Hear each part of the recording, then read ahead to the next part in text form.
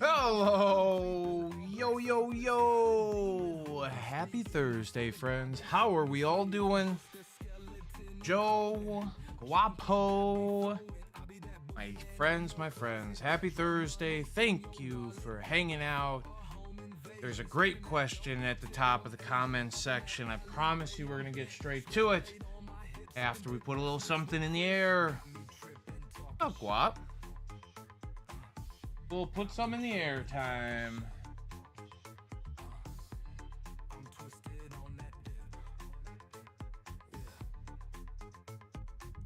Because the state is close, but doesn't fully give the answer. Damn close, though.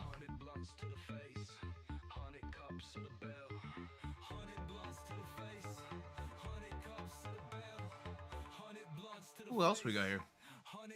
Some other friends? Grojo. Are you here? If you are, we'll quickly answer your question. I would like to smoke this thing, though. You know, I was told, get that out of there. Heard that.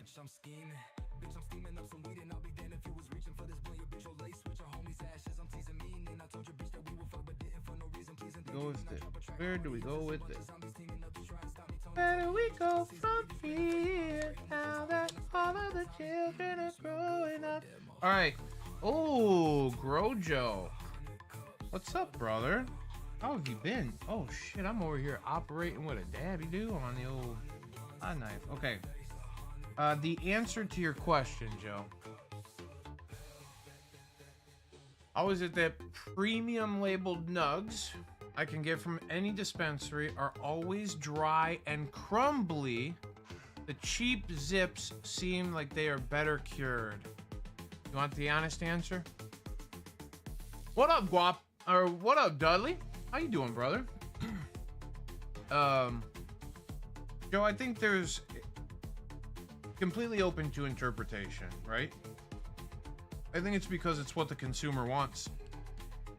And obviously, I don't think the consumer wants dry, crispy buds.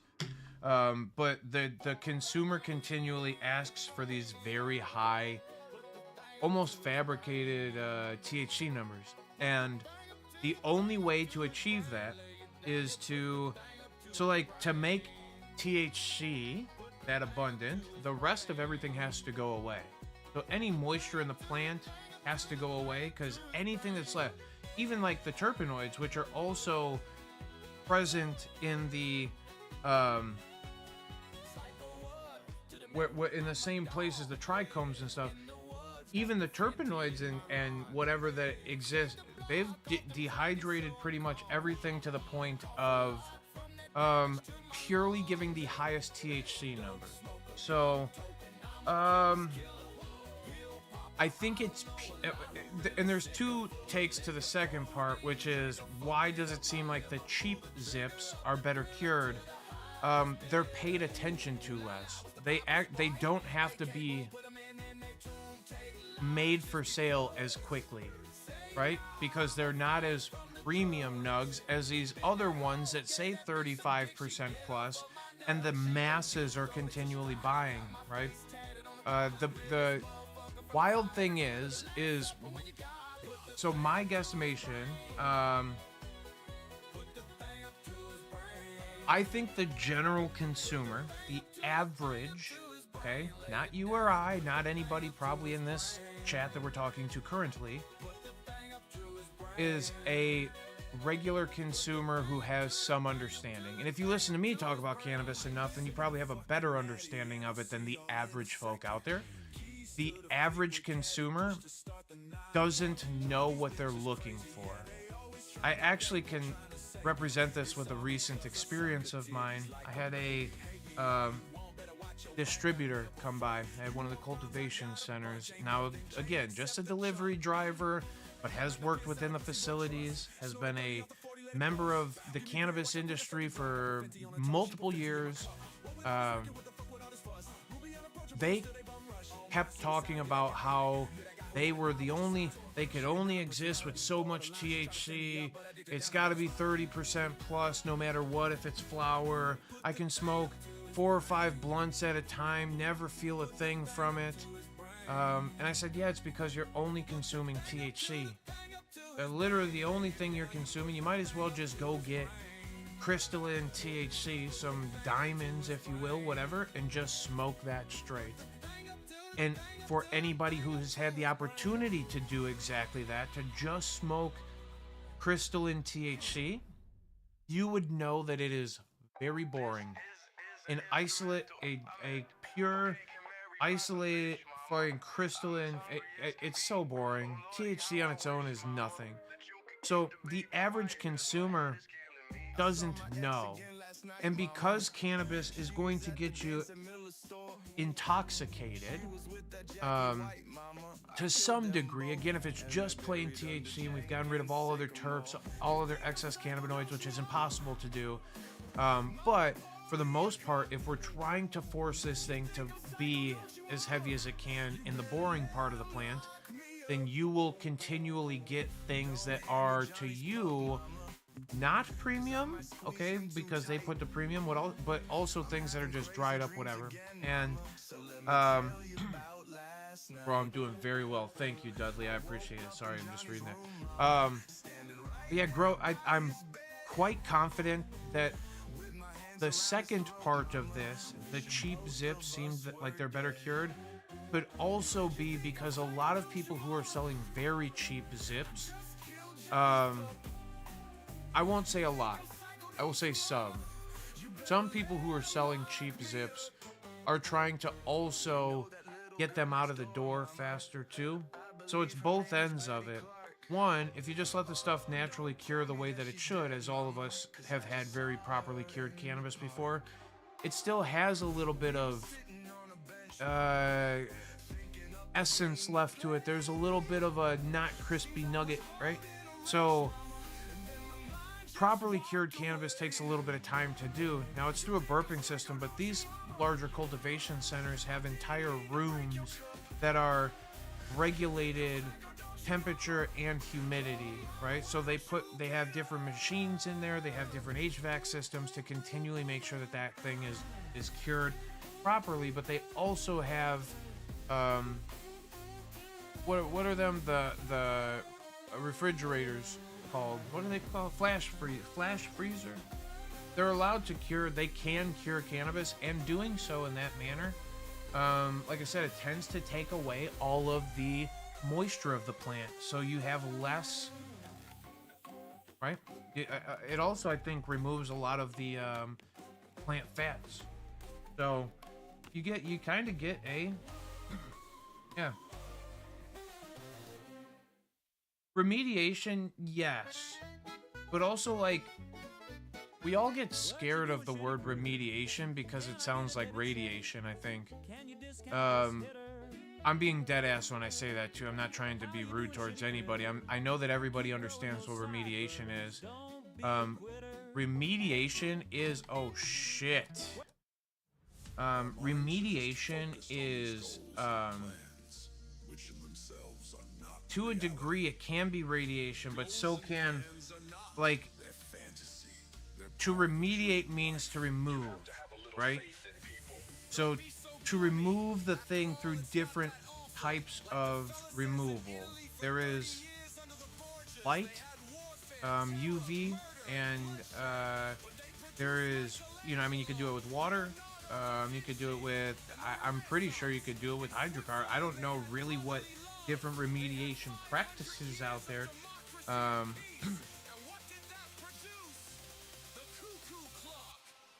Oh, and that's what I'm saying, guap. It's disgusting, but you can pump out a fuck ton more product in a quickness, though, I think.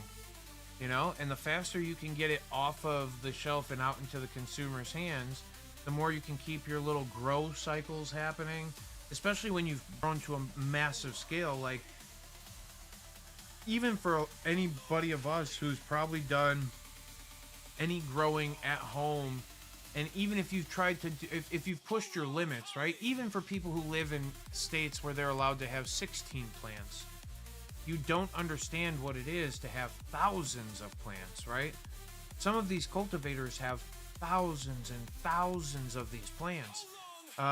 So to grow them, to process them, to get them out the door, to get them in the consumer's hands, you got consumers that are leaving your dispensaries because they don't have the thing that they want the most. So you have to use practices that expedite all of the processes, right? And curing is one of them. Remediation also, again, I can tell you, yes, there is some of that, but like, I think remediation is one of those words that people will use to, it can go both ways. It's a trigger word more than it is a, we're saying something of sustenance there. Because tell me which method of remediation, and then, because again, if it's just washed with water, right? And whatever it is that the water can pull off of it is, like he said, because of the state.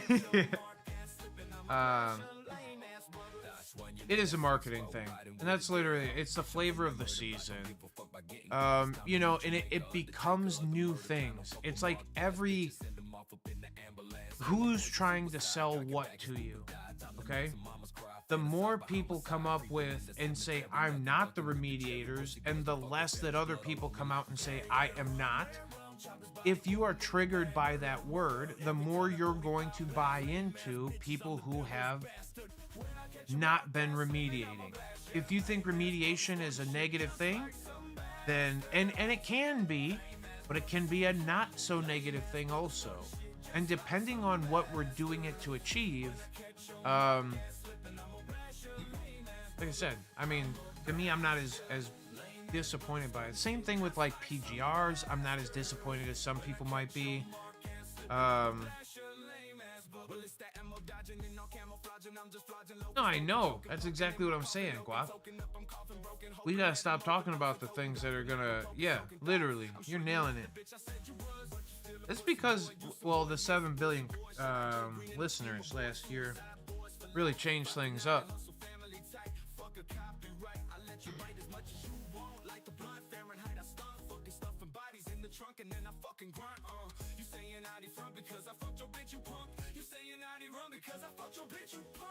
Oh, what a song. Whoa. Go here. Yeah,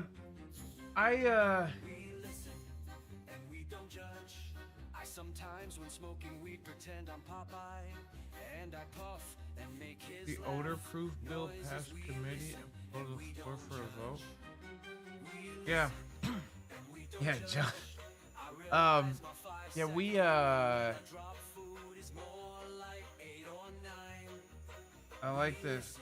What's the odor-proof bill? Which one is that? Is that the one that says we can't get pulled over for, or is it the one that says we will get pulled over for?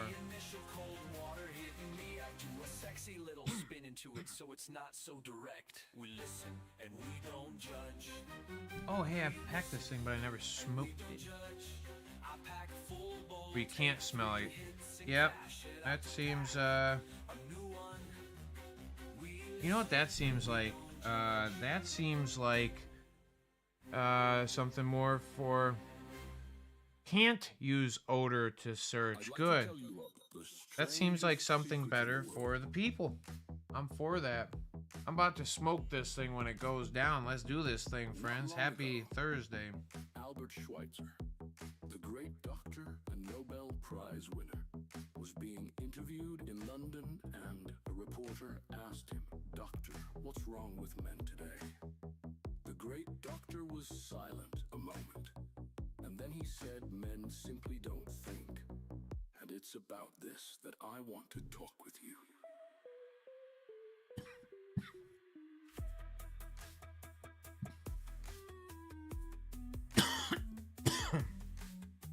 I put my volcano in the back seat. That's awesome. But if they see anything that gives them probable cause, like me wearing a weed bandana sometimes, they'll pull you out. You could, but also realize that if they see that thing and they know what it is, they can very much so go, oh, we know there's drugs in there or something of that nature. And even if you're not illegally in possession of, they can, according to some standards of things, illegally detain your ass. So stay careful, my friends.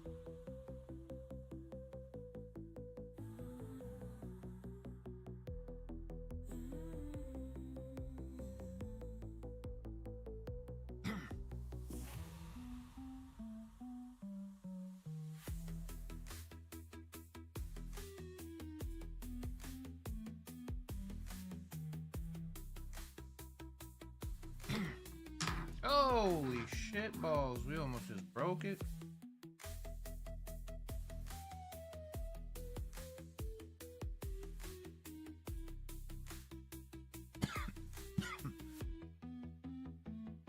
Not long ago, Schweitzer, the great doctor and Nobel Prize winner, was being interviewed in London, and a reporter asked him, "Doctor, what's wrong with men today?"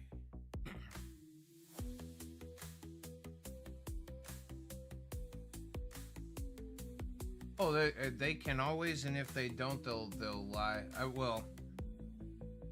You know, they're allowed to do whatever they want while they're in control of the situation. And then he said, 5 "Men kidnappings. simply don't think, and it's about this that I Anyway, want to talk with you."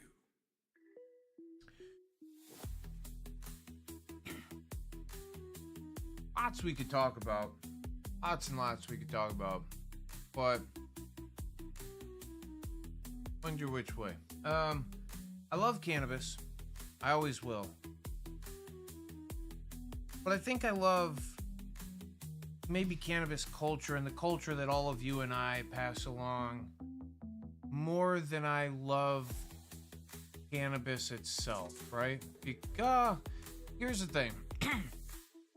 When cannabis is the experience, and cannabis is what you and I use it for, the comfort, the happiness, health, love, and wealth, the peace, the love, and the coping of it, this 100% is the coolest fucking thing in the entire world.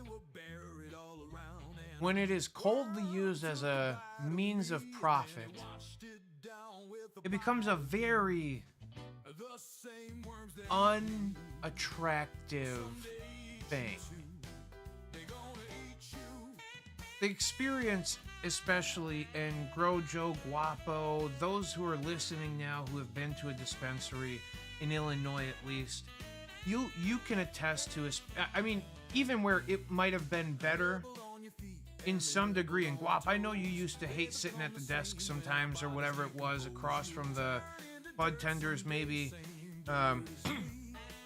doing the locked in thing, the small consultation thing was at least more of an experience, regardless if sometimes it was worse of an, but there was something that was more at least in the experiences that I had, sitting across from you, Joe, sitting across from anybody, Mr. Sean Whitney, how are you, brother? I miss you, I love you, I hope you're doing okay. For any of you that, especially Sean, right, I've seen Sean at a dispo before. For those of you, the experience now has become so cold and so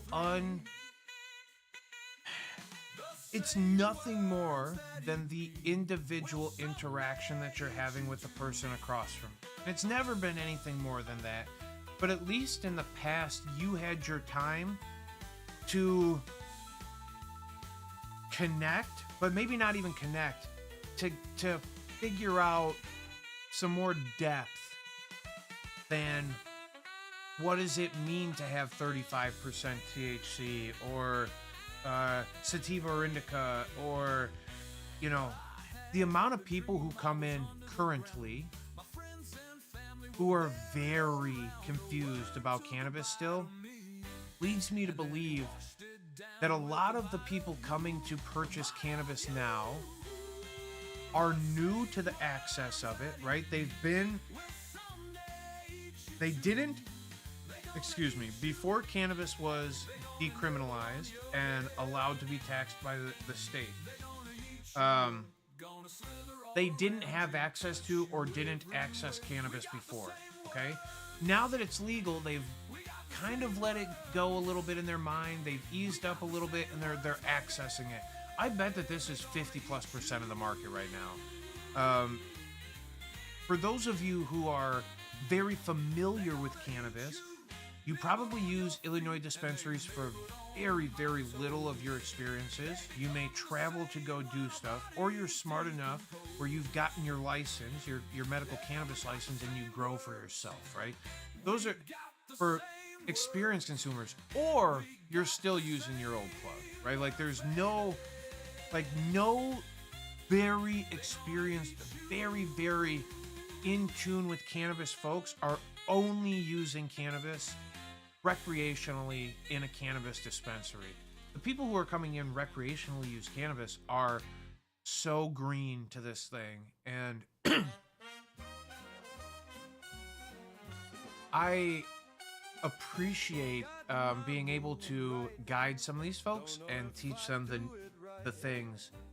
But there are so many times when I'm even standing across from folk and I'm going, hey, you know what?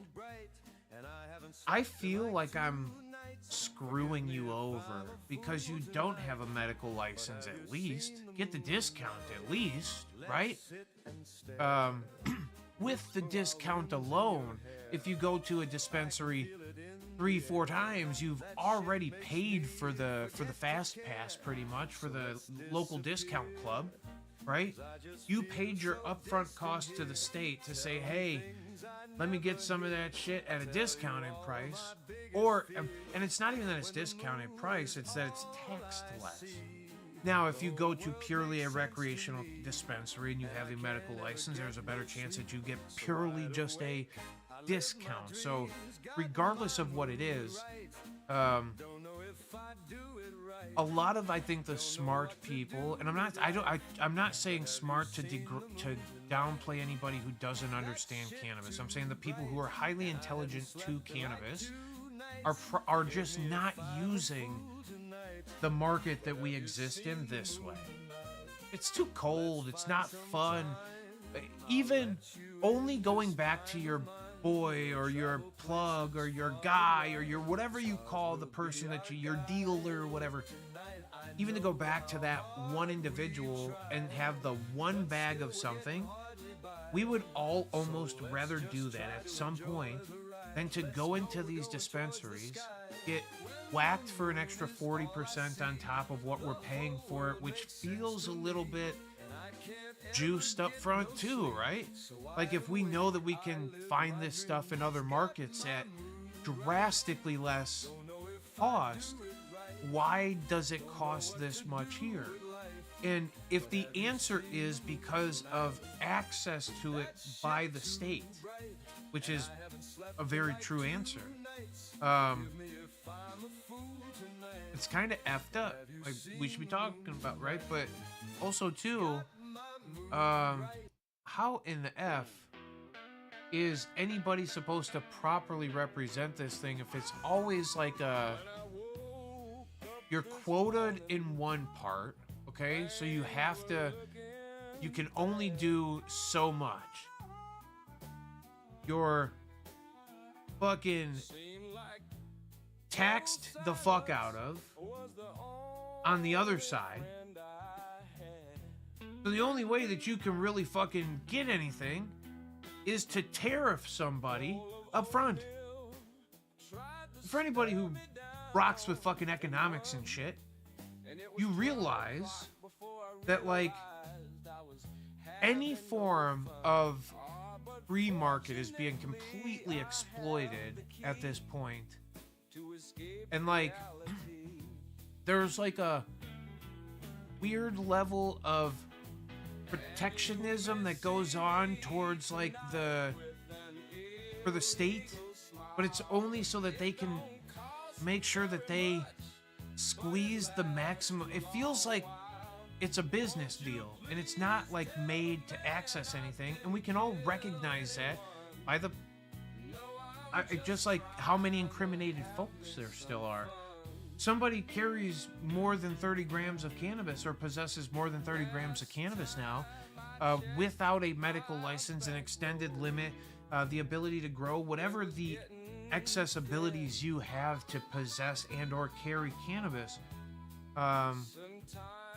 It's like weird that like all of these levels of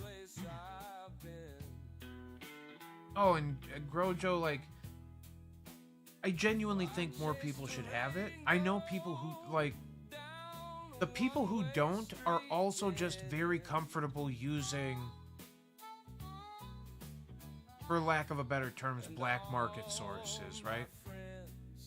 And it's like, it's almost like, but the black market, according to whatever, feels like what I was just telling you, the passion part of it.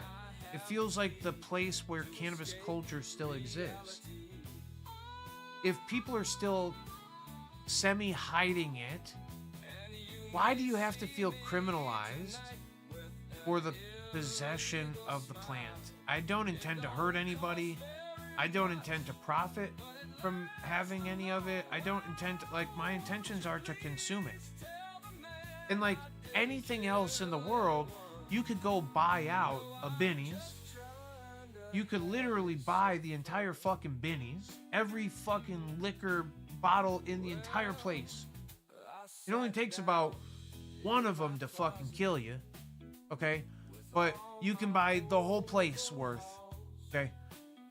And then you can go buy a second place worth. And like, the brokenness and the contradiction that goes on with some of the handling and the representations of these very equatable intoxicants in some level, right? They're not equatable in the level of deaths, okay? They're not equatable in the level of accidents caused by. They're not equatable in the amount of abuse, divorce, okay? And we're not trying to be assholes or, you know, whatever. We're just blatantly stating the obviousness of what's going on in our world right now. And it's just unbelievably, like, frustrating. And for somebody who can logically break down all of the angles of it, I exist in the middle of it. I've allowed this thing to actually consume almost my entire life. It somewhat carries into my identity. I put fucking come chat with Canna Claus, right? Like, I honestly want a fucking green Santa suit, and I just want to be able to, one time, my Make-A-Wish, if I ever have like this last moment, I know that I'm deteriorating, whatever, the thing I want, y'all are hearing me here, I want a green Santa suit. And I don't even have to be at the point of deterioration. Hopefully at some point in my life I'm well-to-do, or somebody wants me to carry out the fucking whatever. Let me wear a green Santa suit.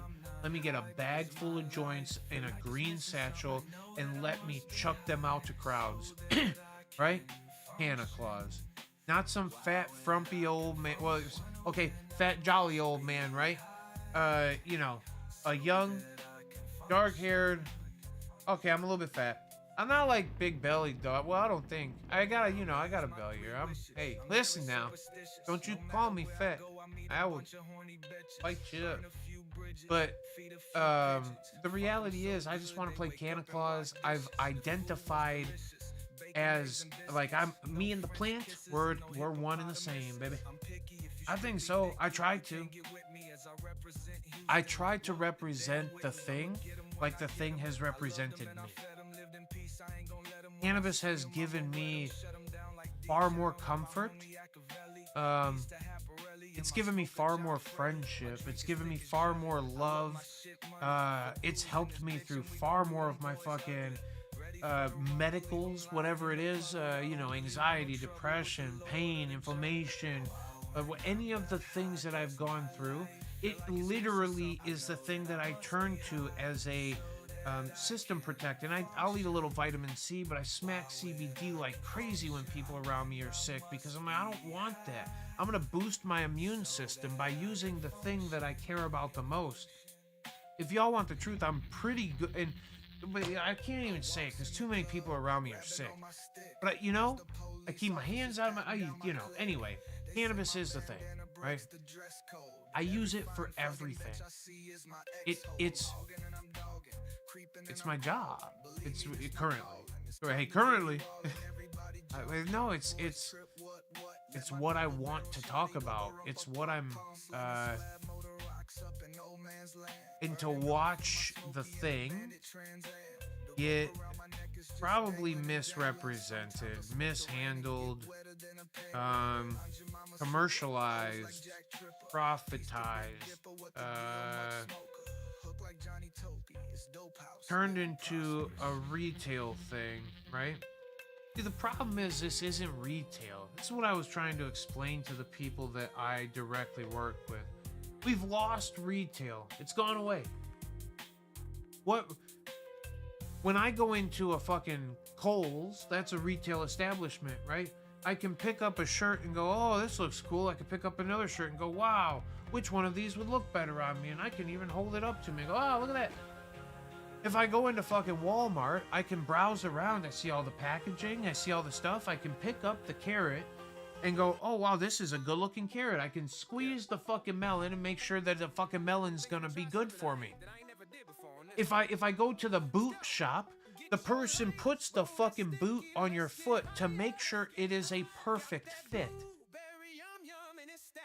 Y'all understand? That's retail. You go to the iPhone store, they got every one of them. You can touch every one. You can take a picture of yourself. You can look at how good the camera is. Wow, I look great. You look great without the stupid fucking camera, okay? 50 megapixels, 100 megapixels. You don't need any more pixels. You're just beautiful. Hey? Okay. But like, that's retail, right? Ain't no fucking, the cannabis experience is not that. I get to be behind a chest high counter to somebody who doesn't understand what the fuck I'm asking for most of the time to begin with.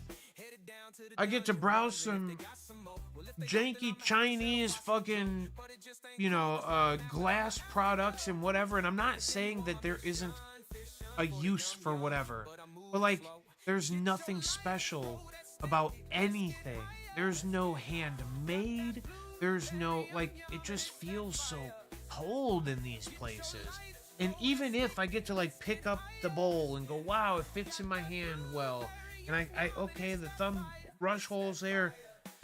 What's it like to smoke through this one? I can't put my mouth on this thing. That's you know what I mean? Like, I'm just telling you, the retail experience of any of the consumables that is cannabis, it just is not fun. Hey, put the bongs over there. It'll be easier to make, hundreds of thousands. Yeah, I don't know.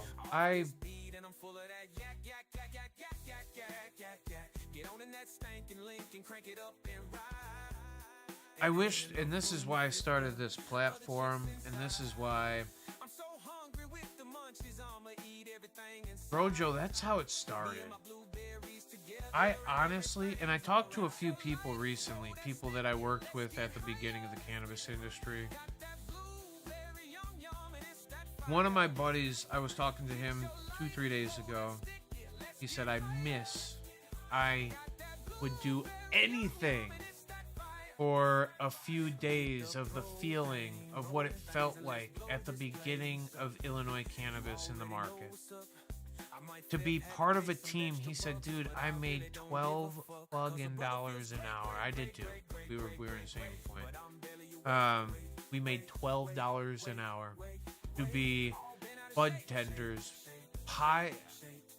all bright-eyed, bushy-tailed, pie in the sky, whatever they say. We were all just pumped, but it was literally cannabis culture in a building there still wasn't the can we touch it, can we smell it, can we whatever. It just wasn't that. Um, at least in some of the times where in some of the places where I worked, I was able to like pull a fucking cabinet out behind me and be like, here, look at this and look at that. You know, we could like look at some of the packaging before purchasing, and you can do that now. It just takes way longer to get it in your hand and blah. But mom and pop shops was the beginning, bro. Like seriously, Joe, that was the my God, that was the best. And could it convert back? See, the thing is, Joe, ma and pa shops can't exist with the access the way that it is to licenses, to be a business to sell cannabis. Farm of cannabis north of Aurora was wild. Yeah, you're girl, Joe, you're right. It's the licenses. It's the it was wild, bro. I tell y'all things. I was a 3C'er, man. I was back in like 2015, late 2015, early 2016. We were really popping. I remember we opened in like I want to say fucking January or February of 2016 in Naperville.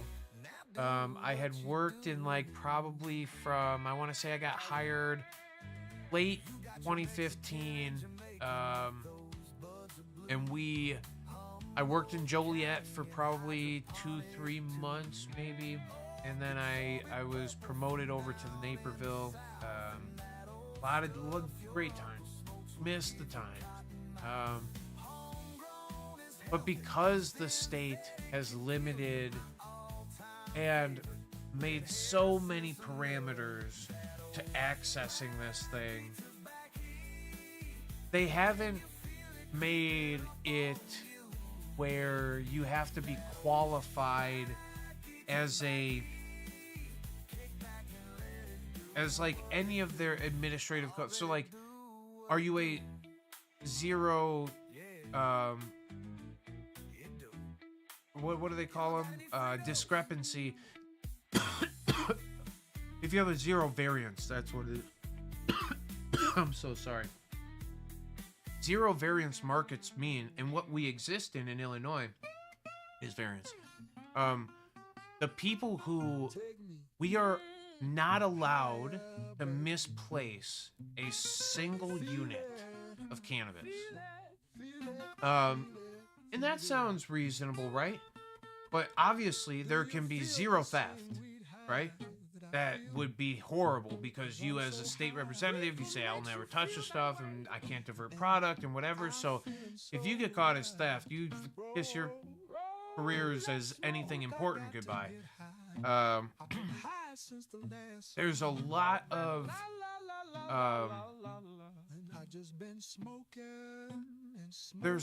of bullshit parameters to get into cannabis, and at this point it's a game of identity politics.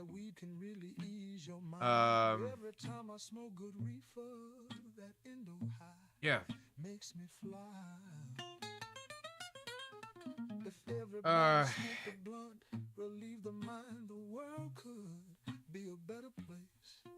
Everybody took a break and we all just got wasted. This isn't to progress cannabis. This is to progress profits. I was told the other day, for lack of a better words, that what I am good at cannabis at isn't the direction cannabis is going.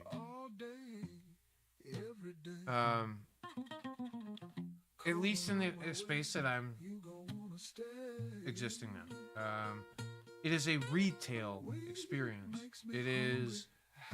It's not that there shouldn't be education. It's not that there shouldn't be intelligence towards, but according to the surface of it, as long as you do the state's, they call them seed talent, okay?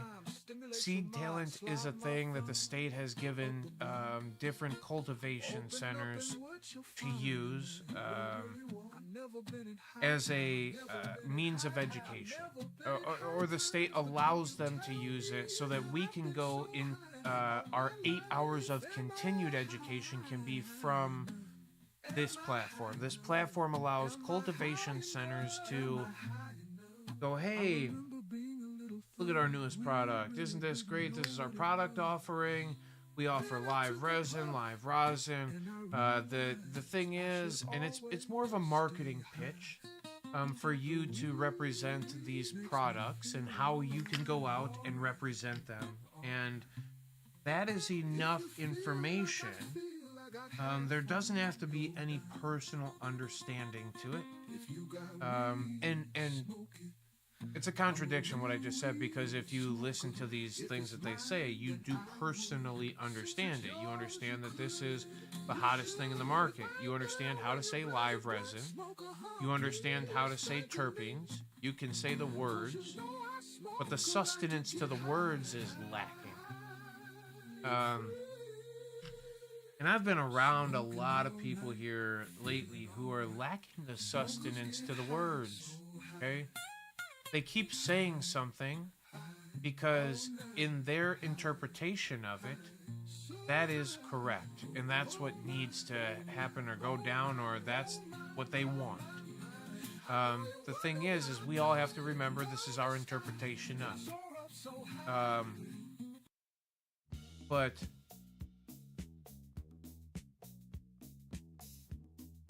it's very I'm watching almost in front of my face people who are gaining power in an industry that are better at data analysis and charts and graphing and data analysis, business lingo, I would say. And they probably have read a book like, what's it called? Like Emotional Intelligence. What's the other one? How to Make Friends and Influence People. You know, they've got that businessy lingo to them, so they can say really fancy words, but it holds no sustenance. The same way when you can go out there and go, wow, it's live resin. Well, what's that? Well, it's flash frozen before it's extracted. Well, what does that mean? And that's like that's the whole thing, is that people, the sustenance to the words. Let's circle back, baby. The sustenance to the words, what people mean by when they're saying the thing, when they're talking about the thing, is just an interpretation. It's your mild understanding of. We use words, each one of us even probably uses words that maybe we don't fully understand. And maybe we have some understandings to things, and like, but there's a lot of people who are using words now that they don't understand. And like the words used around cannabis are missing. Like it's a, like I said, it's sativa indica. It's THC percentage. It's literally the brokenness of why, Joe, you're getting crusty, crumbly weed, because the new generation of cannabis consumers, the people who don't know anything about cannabis, who are very new to it, who are trying to get some level of comfort, and they're now going through a journey to figure it out, and they're only being led down a path of THC percentage. Live resin, rosin. They're just hearing words, and they're trying to take all of it in. They're trying to put some sustenance behind the words because, okay, I'm starting to understand a little bit. Imagine if you didn't know. Like, I try to think about this sometimes because I do this as a living, right? And I don't like, it's so easy to me. It comes so natural to me that there's times I go, man, it's wild what somebody's asking for, how they're asking for it, or what they're saying, because you don't know what you're asking for yet and you're saying it wrong. And a lot of times, like, I'm standing in front of people who I'm going, hey, terpenes are more of an oily substance, okay, naturally. If you were to dilute them all the way down, they're very viscous, okay, but they have a oily, resinous-y, there's something to it, right? But it's liquidy. Now, if the plant has 1% of that or 0% of that, like 0.8% of that, or the plant has 3, 4, 5% of that, okay? Now, in that, your THC percentage can go up 2, 3, 4, 5, 6, 7, 8, 9 percentage points because we've decreased so much of the liquid volume, so much of the weight, that now that THC number climbs.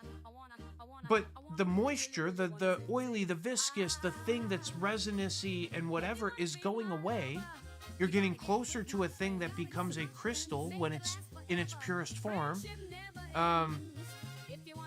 We're literally missing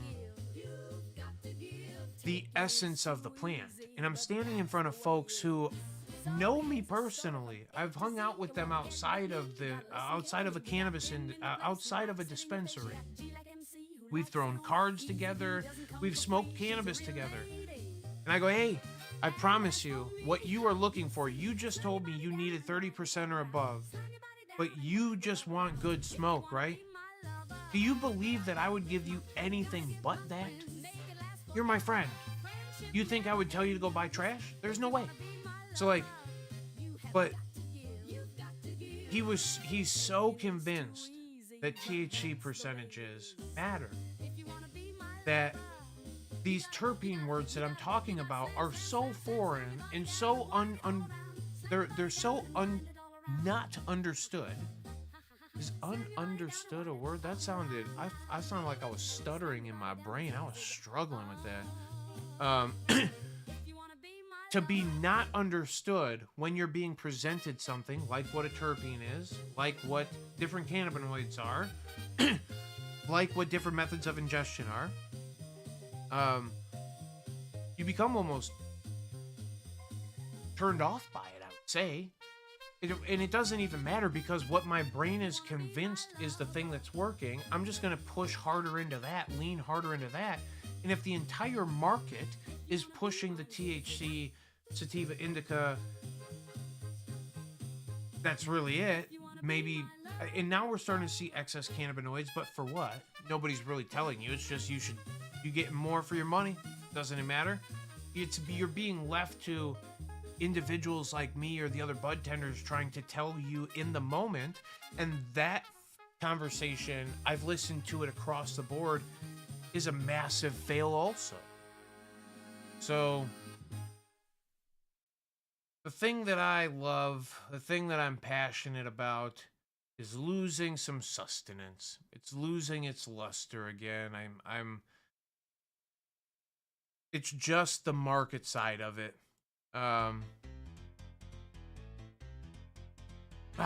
Sucks. I'm feeling the burn again. Y'all know. It's okay. No problem. It's so much better when I sit here and I'm able to rant about cannabis and why I care about it. It's so much better. Thank you, Guapo, for giving me the platform to sit there and speak about this thing that I care about again. And thank you for trying to foster a culture of people who respects all the aspects of the plant.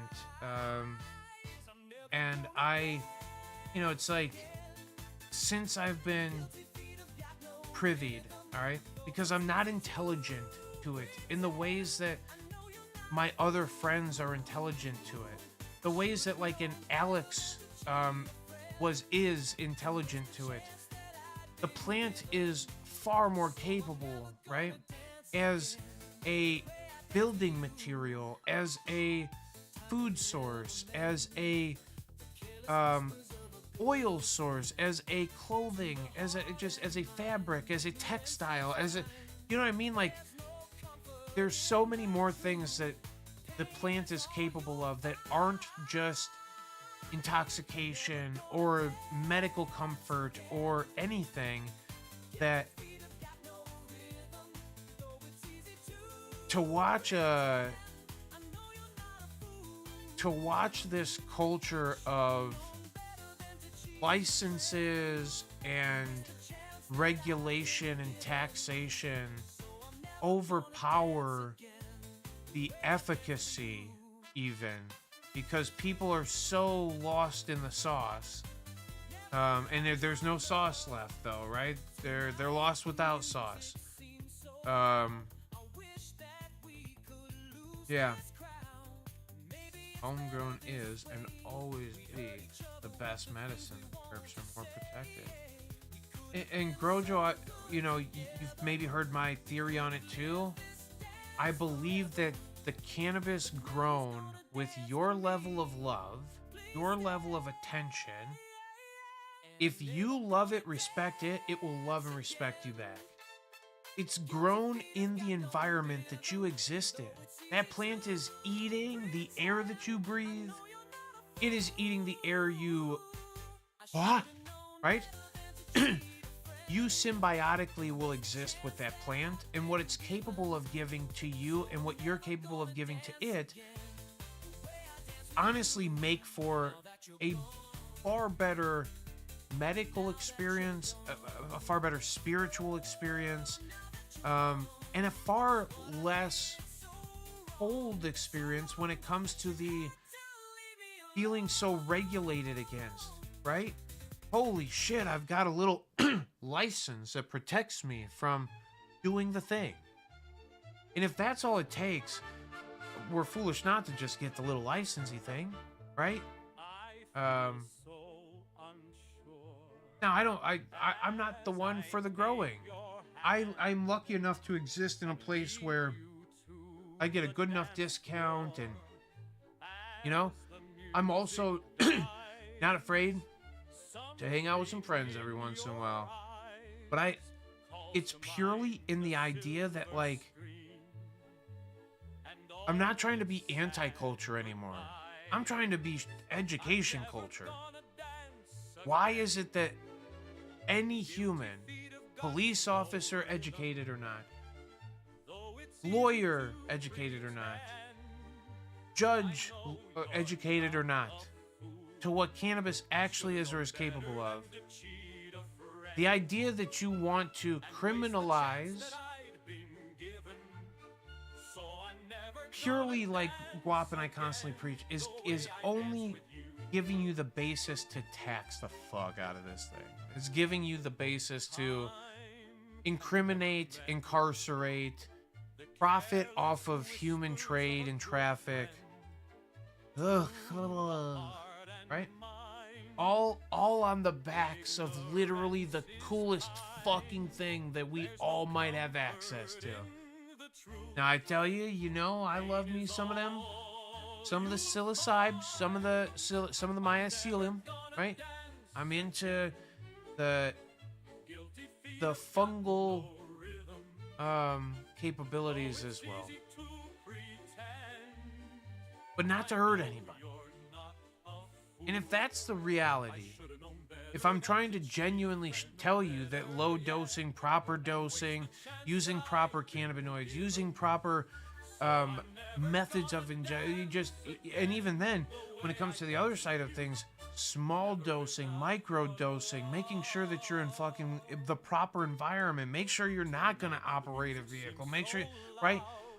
Being safe about the things that you're about to do, all for a personal level of benefit that will cause zero others any harm. How wild is it that this thing is still treated the way that it is?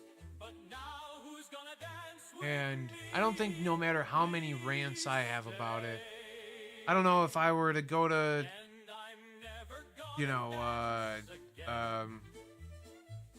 what's the place? Springfield, Washington, D.C., wherever the hell they hold the highest courts in the law and decision making, and I stood in front of the most powerful of all the powerful who can stroke the pen at any moment and say, yes, we'll change it. I don't think if I stood in front of all of them, brown nose the shit out of them, I don't know that this thing, we're running into the J.P. Morgan Nikola Tesla problem, right?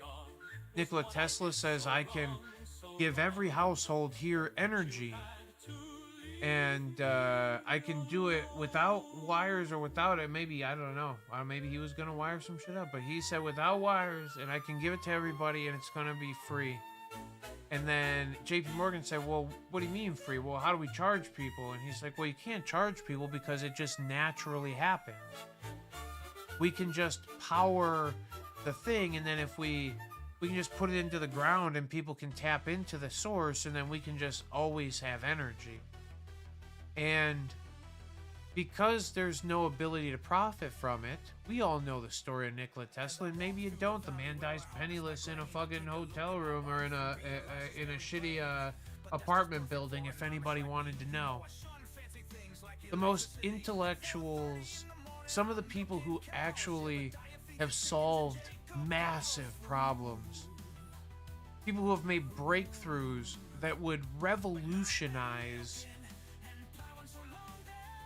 humankind, are some of the most massively scrutinized and deterred people because the other folks that will not profit from them fixing an issue. Desalination of water, it's the energy crisis, it's the food problems, it's all of these things, it's mismanagement, it's somebody is already profiting in a certain way, it's deforestation, right? What do you mean? And there's two arguments to it. Go look how many trees there is, a fucking ton of trees, right? Well, and gratefully, well, we hope that there stays a fuck ton of trees. But y'all watch them logging movies where they just clear mountains full of them trees, right?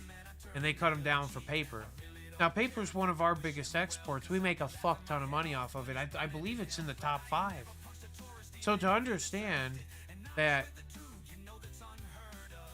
it's profit before progress. It's profit before progress. Oh, I'm glad I came up with that. I like alliterisms. I like things that sound cool. Profit before progress. You know? My friends,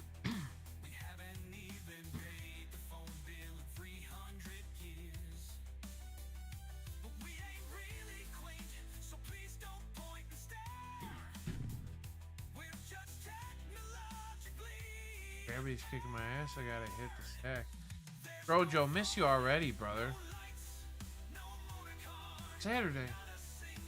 What y'all doing on Saturday? What am I supposed to know about? I do know about it, but I'm missing it. Oh, there's an event, right? Or no, this is the bro trade.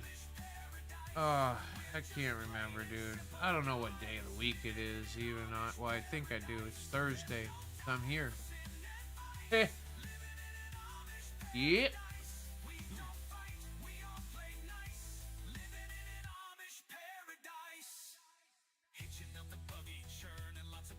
How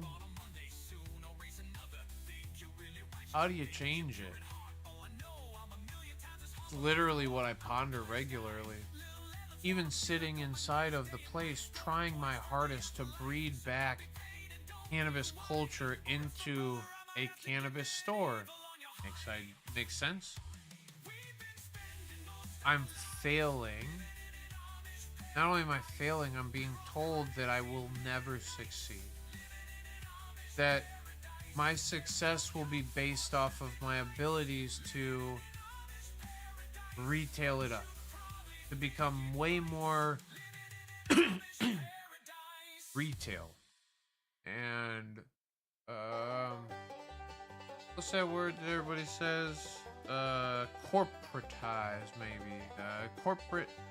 I mean, it's just again, another thought process. To be corporation is, you know, means something that doesn't mean maybe what all of our thoughts on whatever. Anyway, you know what I'm saying? The essence of we're becoming way more business driven. It's always about the business. But my thought at this is that if we represent cannabis accurately and you know how to use it as the tool and you know how to tell everybody how to use it as a tool, then the rest of it should come pretty naturally, as long as you've got the right products in your place. And by the right products, there's only like 20 cultivators, right? You literally can't there's not a lot. You just got to make sure that you don't get the really bad ones, or abundance of the really bad ones, right? Because then you'll be stuck with more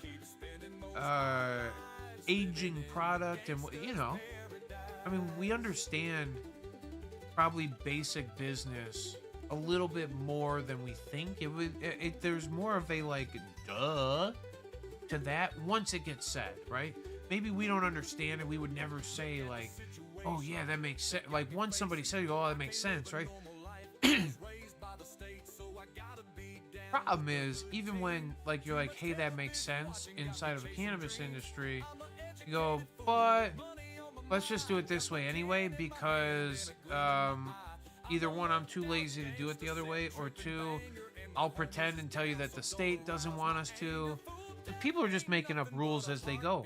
Same thing, not just falsely representing. Just they know the words, they know how to say the words, they know what their boss just asked them to go do as a narrative, and now they're going to come back and they're going to start using words. They're not very sure how to use the words, they're not sure the context of it, they're not sure really how to implement any of it. You're supposed to figure that out. You're supposed to take these words, interpret them, and then turn that into the manifestation of more money for them. Which sounds good. I mean, hey, for people who make that work, all the power to you. But without a plan, you're going to probably not get there very fast. Without passion, it's, you know, yeah. I don't know. Maybe you never get there, right? Because, like,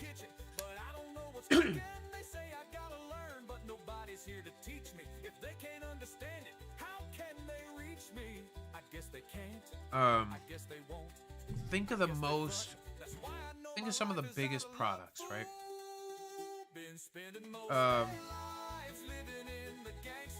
Xbox, let's even go, right? We got Bill Gates, right? We got Microsoft. It's all Bill Gates, right?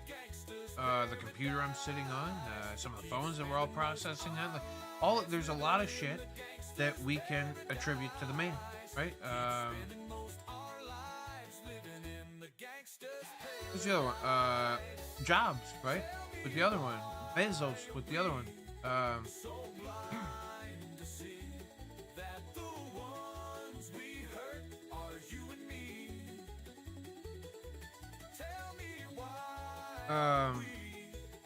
Yeah. I don't know what the fuck I was talking about there. I had a stoic moment because I was trying my hardest to come up with what Bill Gates was important for. It don't really matter. Hey, he's a cool guy. What was I gonna say? Ugh. You know, sometimes I should just smoke something. Figure it out. Oh, those guys. Listen to me. They're passionate. They show quite a drive towards getting the thing that they care about done. And some of the passion bleeds through in the product, right? And a lot of us like using the iPhone. A lot of us use the shit out of Amazon. A fuck ton of us use the Xbox every single day, right? There's so many of these passion projects that just succeed. But like, when it lacks passion, when you don't really know, like, and what's, you know, what separates you or what makes you so much more, like, you know?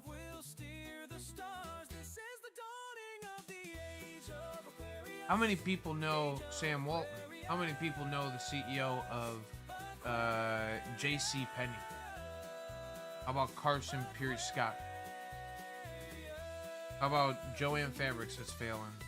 How about Kohl's that's failing? I understand it's a different sector of things. I understand that maybe Bezos might be the murderer of all of these, right? Like in a certain essence, but is it that they don't do their thing good? Or is it that they aren't doing it up to the times? They haven't made it the same level of convenience, you know? Turn those physical brick and mortars into virtual experiences that are relatively the same, right? Like, but how do you do that? And you be passionate about it, right? All of us could imagine probably a way that it would be really fun to jump into a phone and to go, hey, let me explore the J.C. Penney, all the different shirts and all the different, let me go through racks of clothing and go, oh, this one, that one, that one, that one, that one. And you got tons of different ones, right? Maybe you could categorize it, put it all into band t-shirts, put it all into dress shirts, put it all into slacks, put it all into dresses, whatever it is, right? And then you could have this virtual experience, right? And maybe you make it even more fun and interactive where it's not just the whatever. No, stop that. That's way too much work. That's coding. That's getting into shit that we're not good at. We'd have to pay somebody tons of money. We already got so much capital invested into all these brick and mortars, all this whatever, and like a lot of brick and mortars are going down. They're disappearing, right? So yeah, it's more of a what level of passion are you willing to put into it, and how can you make it, I guess, more enjoyable to the consumer, to the person that wants it.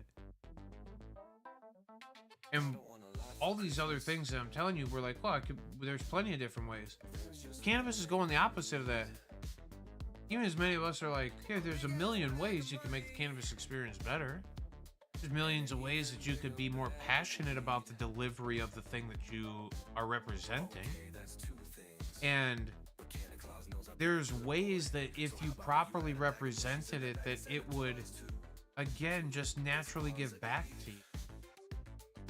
The amount of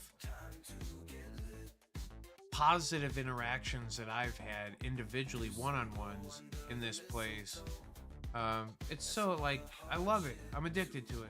I love talking about cannabis one-on-one with people. It's so much fun.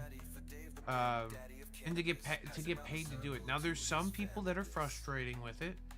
There's some people, like I said, I'm explaining it to you going, hey, listen, I'm not trying to tell you what to do. I'm trying to tell you what you're saying. Okay? Because you're misusing the word.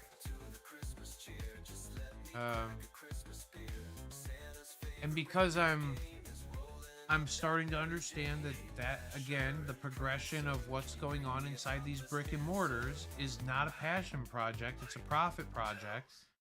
It's hard to exist there. Because I got more passion for it than I care to profit from it. That's what I'm saying, dude. And I don't want all that. I like alliteration, bro. It's so good to just get into every once in a while.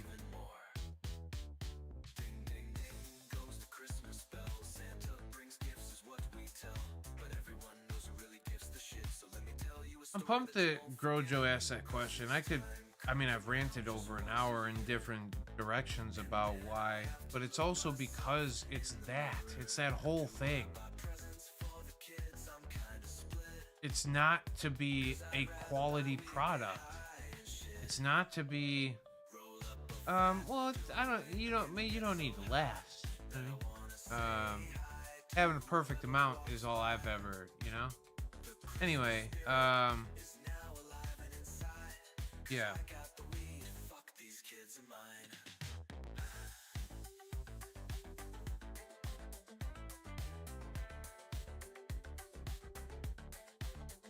I think the only way that we make it exist is, again, in small circles. I don't know that the world, and it's not because maybe in other places. I've been in Michigan. Michigan's so much more fun, right?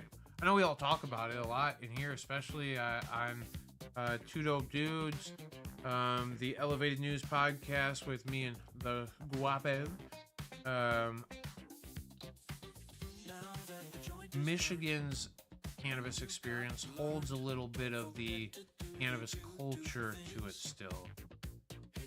The rate of taxation is less. They're trying to increase it, but see, when some people start lobbying for tax rate hikes and they're looking for 1, 2, 3, 4%, and I don't know, maybe they said 10, I don't remember. And there was supposed to be some weird tax up front or something that was going on. It was going to pretty much kill the cannabis market out there, whatever. Nobody be able to profit. I don't know how anybody does to begin with. I think I do. John, my brother, what's going on? Wholesale is the way. But, like, how does the state plan on people purchasing more of it? We're not consuming the stuff fast enough. So, we're not consuming the thing at a rate that warrants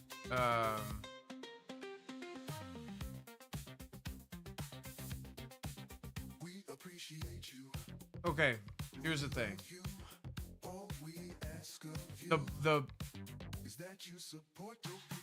The supply in some markets is so much greater than the possession limit that it is weird, right? It almost feels like it couldn't work.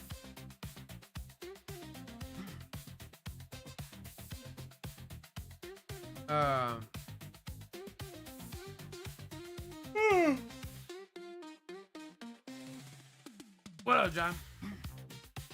I just,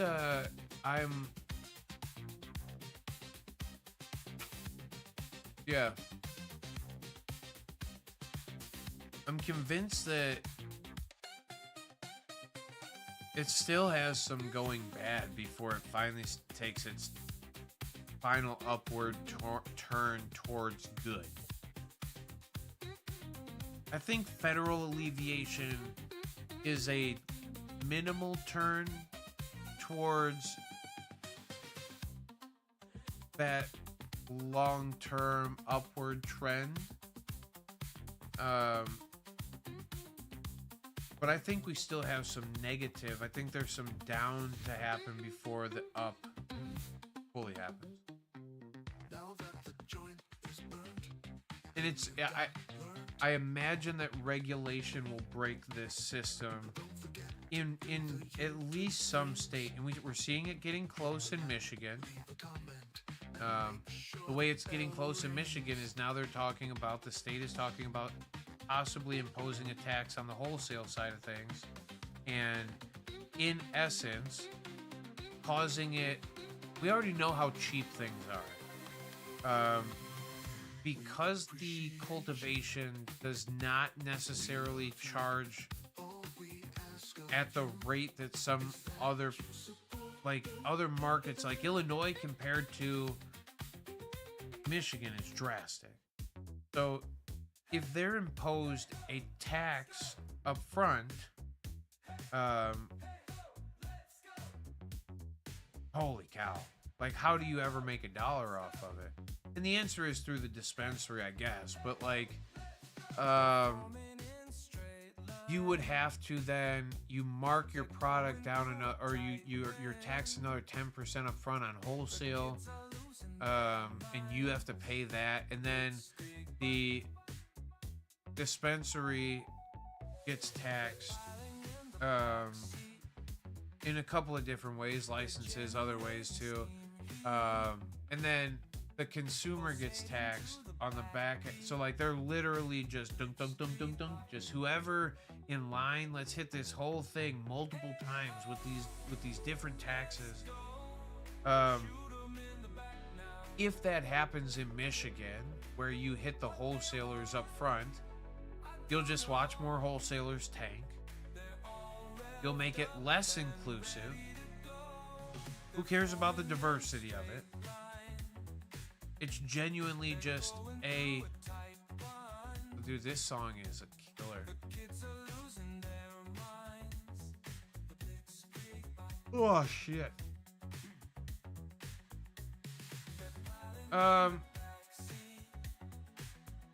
Yeah.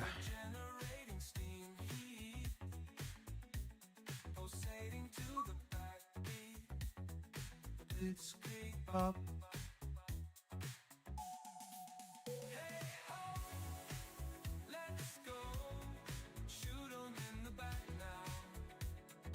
Yeah. I want to help and aid in the progression of cannabis. And I think that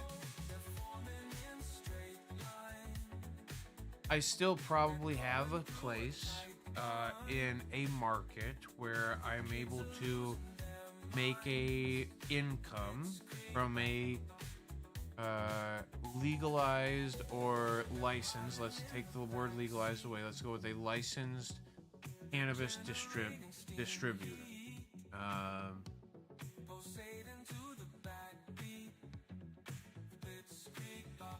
I'm not a retailer. I'm not in the retail mindset. I want to individually handle interactions with the consumers at some point, but I also too wouldn't mind evolving that up to the next level of whatever and try to be able to touch it, like get out to everybody, right? But like I said, it almost doesn't matter. The narrative of THC percentages, sativa indica are going nowhere. And it's not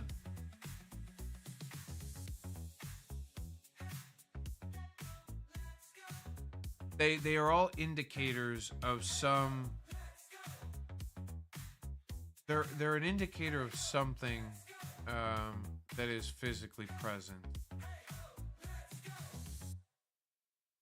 But it's not an indicator of efficacy or individual experience. I walk along a thin line, Darling. dark shadows follow me. Here's where life's dream lies, disillusion, the edge of reality. Oh, I can hear strange voices echo, laughing with mockery. The borderline of doom I'm facing, the edge of reality. On the edge of reality, she sits I think every day tormenting me, the girl with the name with great intent, on the with an undying desire to assist and to help and to be edge that I can't explain. as She drove me to humble the point of madness, as I can the brink of misery. in my attempts to represent this thing that I care about this greatly. Real, then I'm condemned to the edge of reality.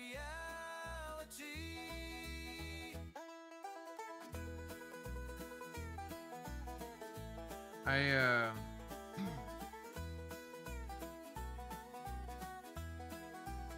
On the edge of reality, she sits there tormenting me. The girl with the nameless name. I guess I'm more speechless, and it's not that I'm speechless as much as I'm racing greatly in my thoughts I can't explain.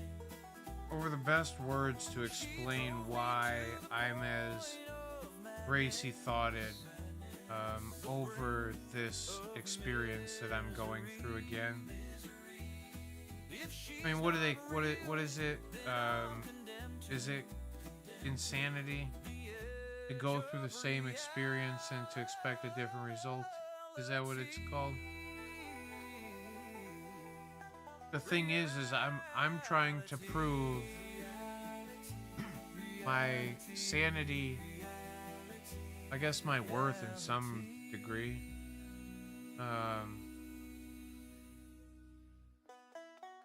But I guess I'm trying to prove that my experiences with this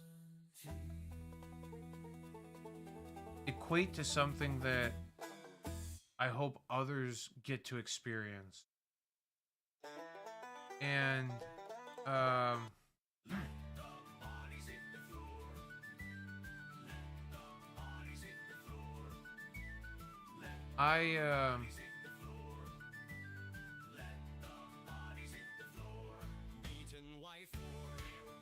I'm always like you guys hear me, you know, like Canna, constant never-ending improvement. I feel like individually I would love to continue to grow, and I'm going to continue to grow, hopefully in my knowledge of, my respect for, and my ability to be around and surrounded by and experience my ability to experience this thing firsthand from behind the scenes in a highly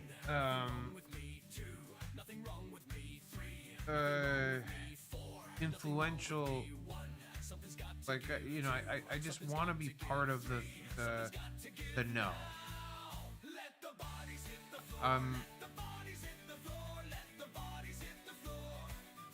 I would hope at some point that I'm able to help shape what cannabis looks like for some. The only reason I think that I'm worthy of it is because I've been lucky enough, I would even say, because it's been nothing short of luck for me. I mean, I think that my respect for it and my willingness to work towards it probably paid off too, but I think that I'm lucky to have gotten the experiences that I did. That I got to work in the places where I was able to represent cannabis in a place of passion, and where I was able to meet people who were going to ultimately use this thing in the most scientific, mathematical, individually spiritual way that this thing has ever happened, right? And I'm lucky to have been very close to some. I was also, I think, curious enough to put myself out there and willing enough to both humiliate myself but live in the misery of others to find out what the truth behind this plant was. And I know that this, after my experience, is that it's very individual when we boil it to the core. it's unbelievably communal on the surface, though. And I've never seen, like, in all the things that we're experiencing now, the desire to, like, rip down and break down the community.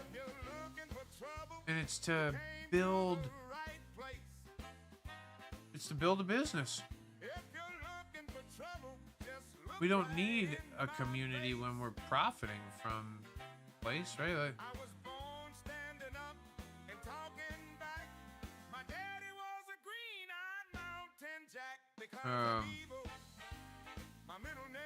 yeah.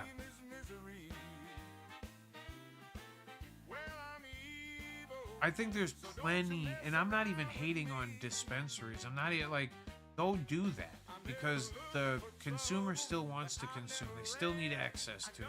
I would be disappointed more so if dispensaries went away. I don't believe that's a thing, and I hope they never do.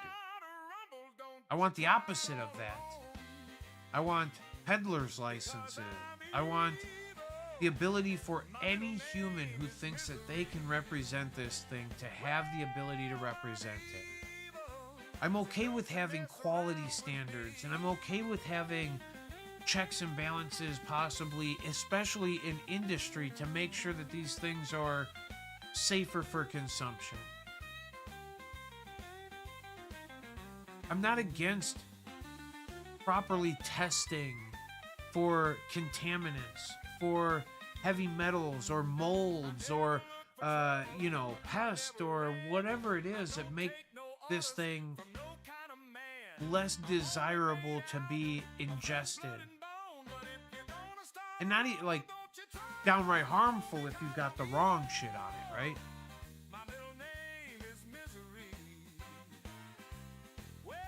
I just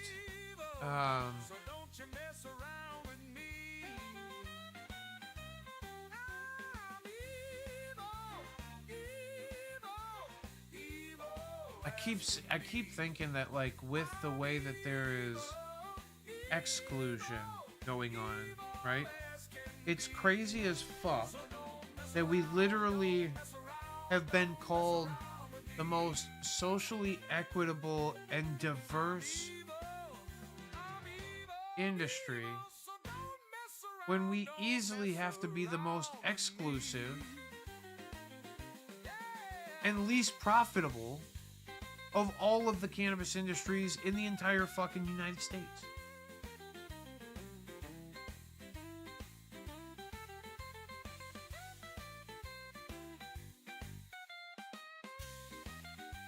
It's not supposed to go as a hit towards anybody. There's no finger to point, right? I'm sure we could all go, oh, Pritzker, oh, fuck it, whatever. And they are signing bills and they're making things happen. And there's plenty of other elected officials and whatever, but it's because of the profiteering. It's because of the people who are... And I get it, because if you and I created a business, we would want it to grow as big as we could make it. But I'm willing to do so in a free market, right? And like, as much as they use this idea that we are a free market to then tax and tariff and fucking quota the shit out of everything that we're doing,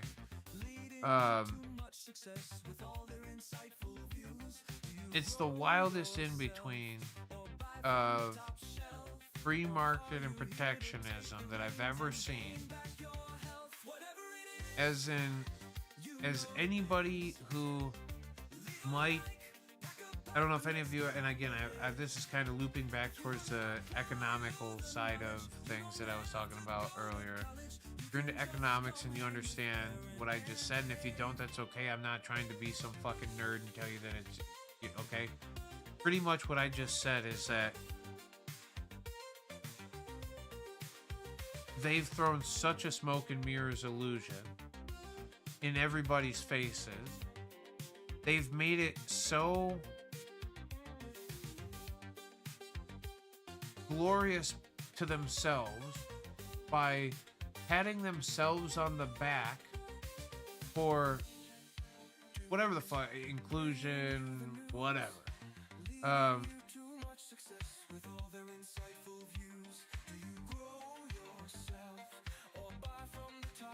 It's all literally done with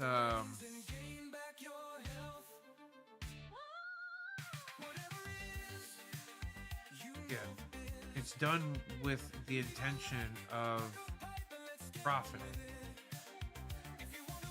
And I'm not mad at it. If you and I had a business, we'd want it to get as big as we could so that we could make as much money as we could. But a lot more of us would make enough money to where we were like, hey, that's enough, and then we'd dip the fuck out, we'd be done.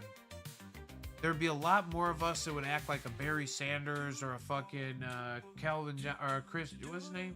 Calvin Johnson? Hey, I don't remember. Is footballers that retired early? I'm sure there's plenty of other people who've retired early in their prime.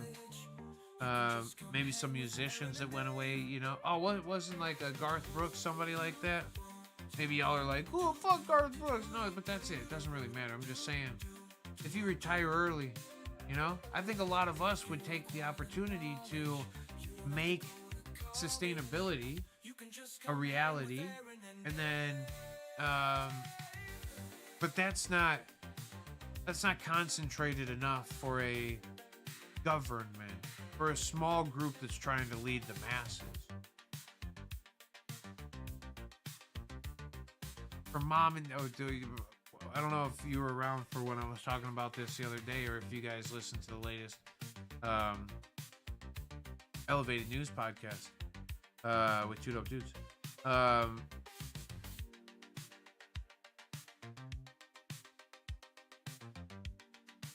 The government's supposed to be like a mom and dad, right? To a degree. And we're supposed to be like the children, the constituents, right?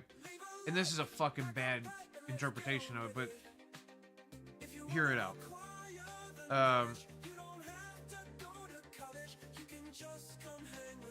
Sometimes parents have too many kids, right? Can't handle them all at once.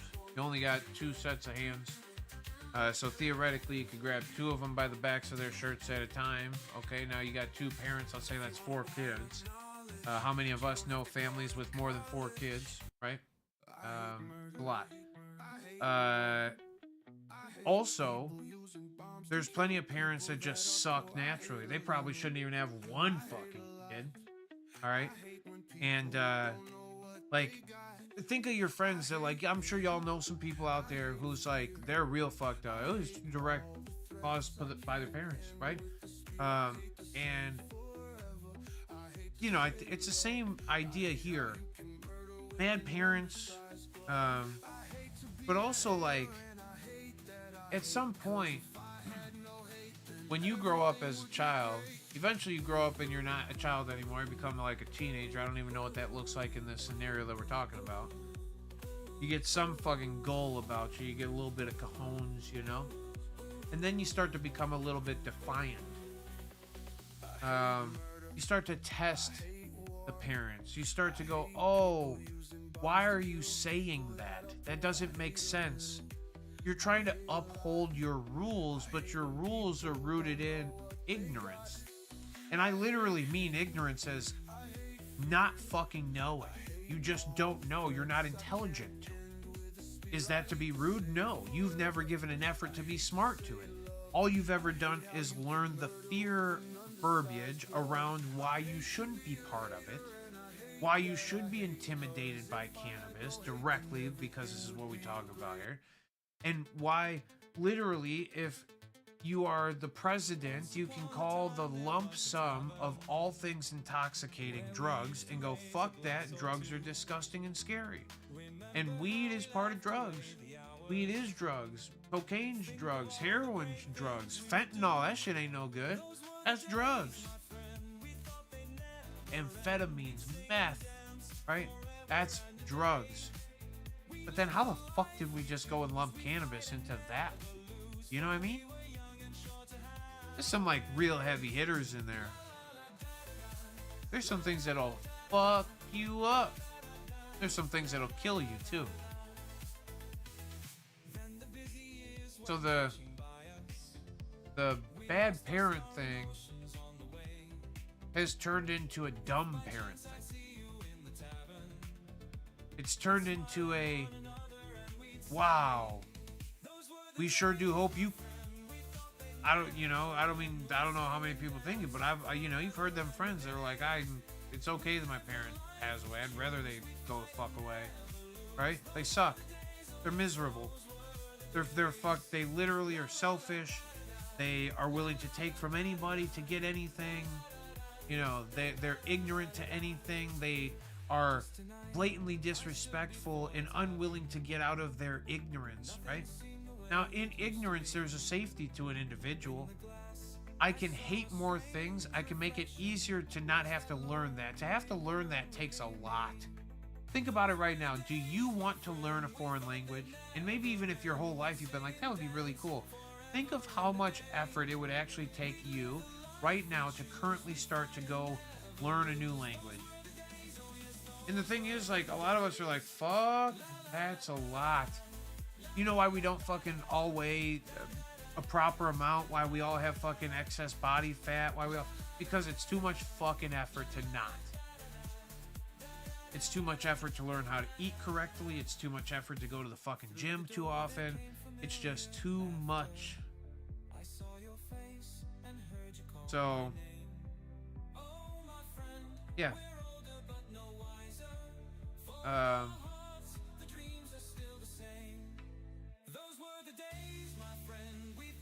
I'm intimidated that the only thing that I hope is that within our lifetimes, friends, and this is too, you're allowed to, because here's the thing, for all of us who are willing to just stay within the lines, and I am, right? I'm not intimidated by cannabis. I don't feel like the ways that I handle, possess, go about cannabis is criminalistic. I stay within my possession limits. I stay, like, carrying limits. Everything makes, there's a framework for it. So do that. It seems very easy.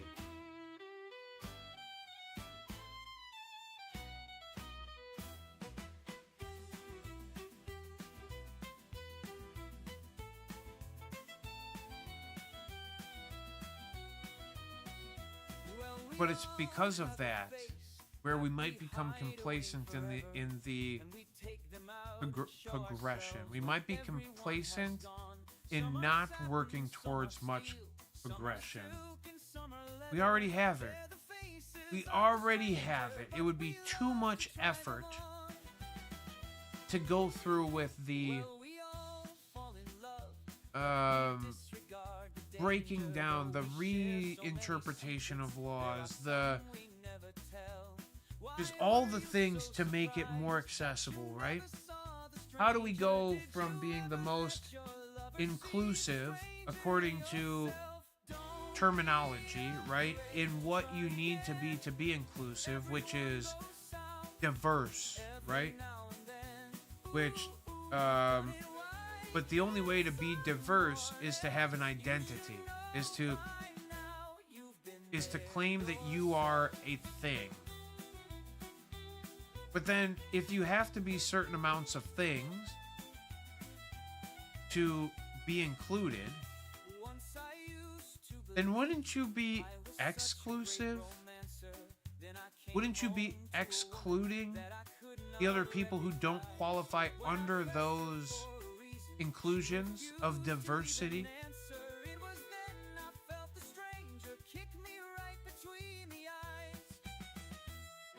It's a really weird thing. And that's what, like, I think all of today I've continually looped on. I've looped on why the economic implications are very weird to me. Why the experience of it feels very weird to me. Why the law of this thing is just growing progressively in a manner of exclusion, while it claims, it's just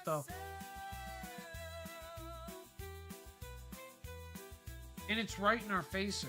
We're all very smart people now. And maybe I'm not very smart, like I'm some fucking, you know, Nikola Tesla or whatever. But we're intelligent enough to interpret and to read through the lines. And nowadays, everything is in your face. You can see it all. Go watch the news story of it. Go, like, there's so many ways to consume the narrative.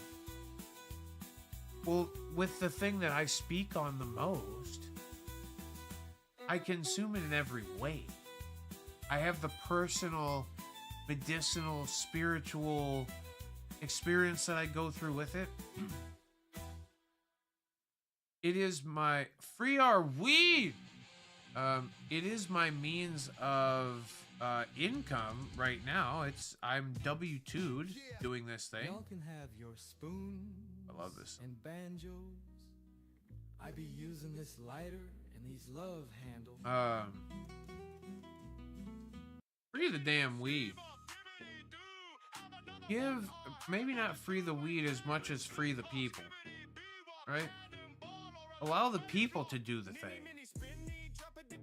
You keep pretending that everybody can do the thing or has access, and unless they limit the monopolies will continue to win. And everybody can keep telling me that, like, that's a misuse of the word monopoly because monopoly means mono. It means one. There's just one thing that's going on. Well,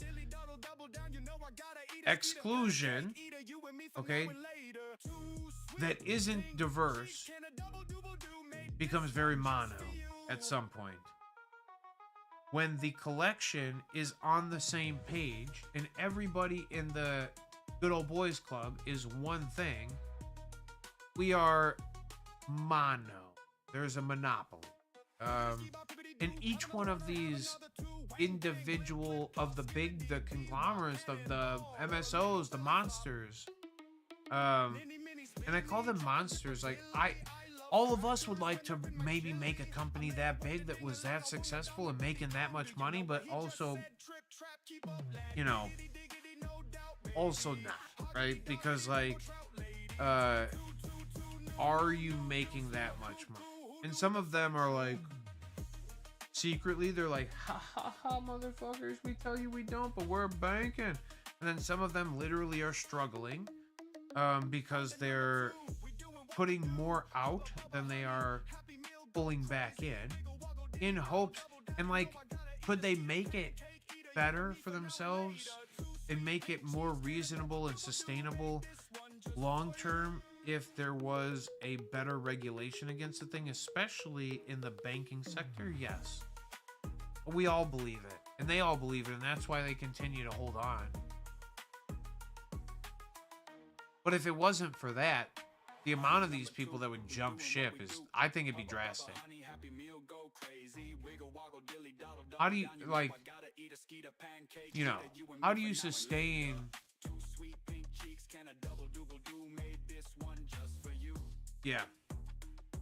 how do you sustain borrowing at the rates that some of these people are, 12.5% in 1 year on multi-million-dollar fucking, you know, you've got to come up, and even tens of millions at times, right?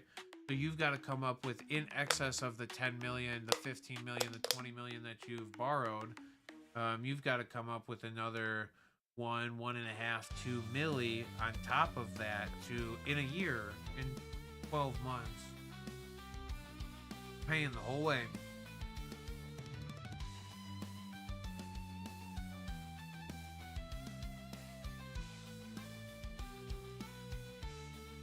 Guap, isn't it so good? Yeah. I'm pumped. I like that you like it. It makes me happy. That's one of my favorite songs that I've made. Just every bit of it was original, me just getting silly out of my brain.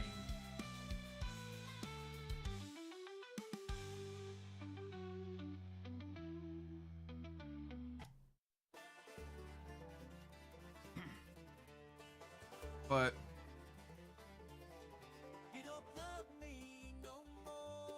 I'd rather have tiny rants in here with the few of you who are I can't explain to you how much you all mean to me and my journey and experience with this thing. The fact that anybody is willing to listen to me talk about what the hell I'm talking about makes me keep doing it. And if all of you are just supporting me because you're my friends and you're just hanging out, that's even way cooler of you. You don't need to. I hope that I can add something to, and I try to maybe give some extra, little TED Talks, a little fucking feel goods, a little fucking Tony Robinson moments and shit, whatever. So hopefully that can make up for all of the cannabis talk if you're tired of hearing the cannabis talk. And maybe some of you are super pumped about it still, whatever. This thing means that much to me, where I don't even know what I've sat and talked to Zero before. You guys know that I have a number over here. I can constantly see, and you guys probably can too. Maybe on your on the app or on the screen or something, it might tell you how many people are here constantly too, and you can watch it. Be a measuring stick of my success or my whatever. But I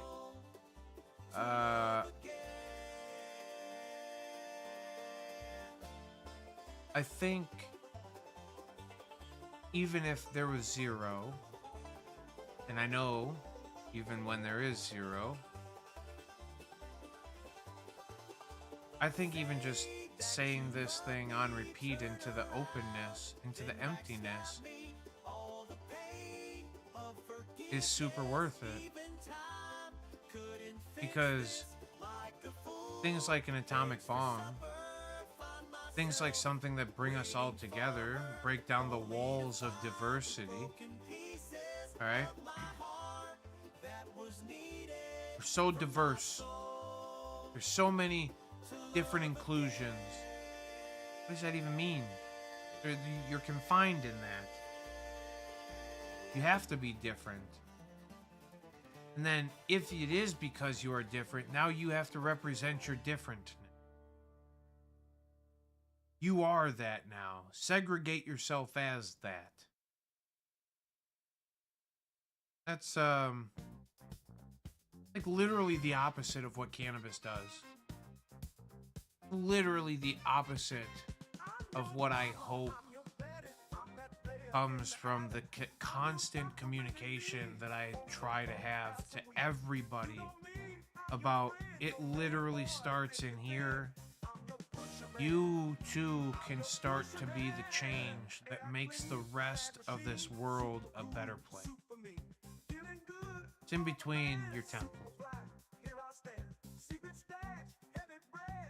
And like, the best way to do this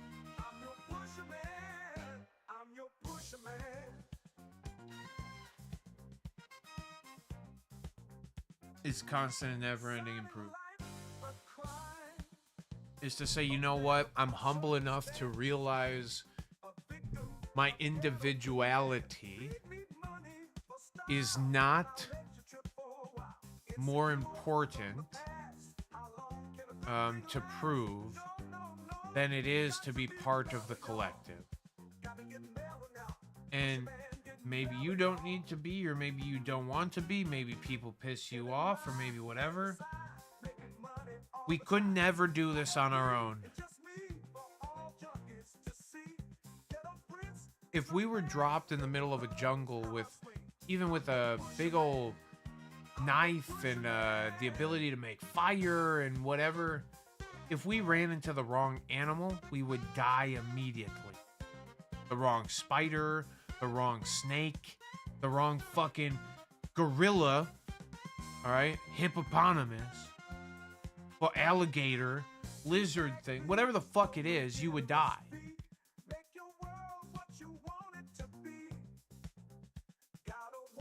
And where the fuck did the knife come from? Somebody else had to do that. Go mine some fucking metal and then find out a way to grind it down into a fucking knife. And maybe some of you are miners and you go, hey, I can figure it out. Yeah. Have you done it yet? No, we rely on each other way more, for way more than we allow ourselves to give credit to. And I think it's because of the way that they teach us.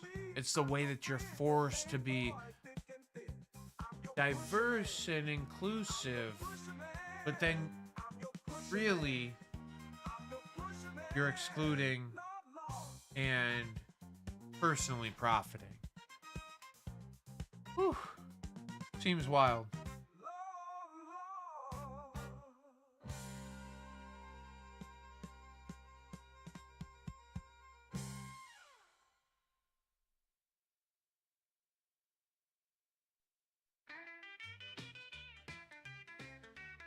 Brain likes to make up words, so it's perfect. Guap, isn't it? Or rather, alternative lyrics. And listen, I've heard you do that a lot, and I love it. I'm a fan of that.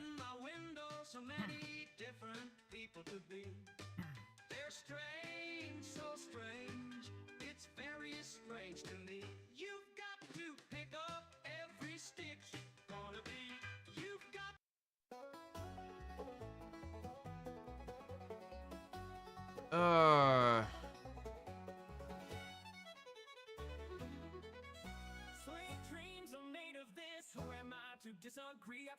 Like to see us all get along better, man.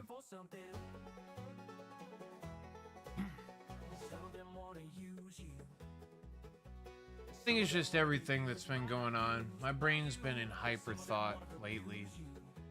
About everything. I come in here and I can turn it into cannabis, right? It's no problem for me. I'll talk about cannabis all day. But I think it's the humans that, oh, John, I love you. It's the humans that I think make it harder for me.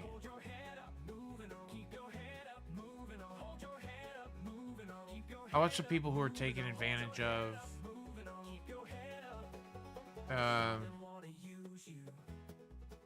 And I empathize.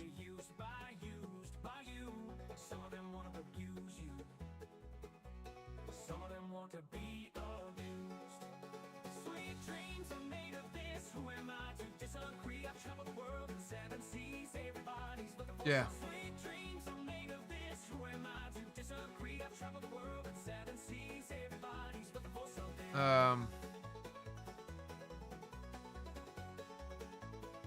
You know, I look out sometimes and like, I think it's it's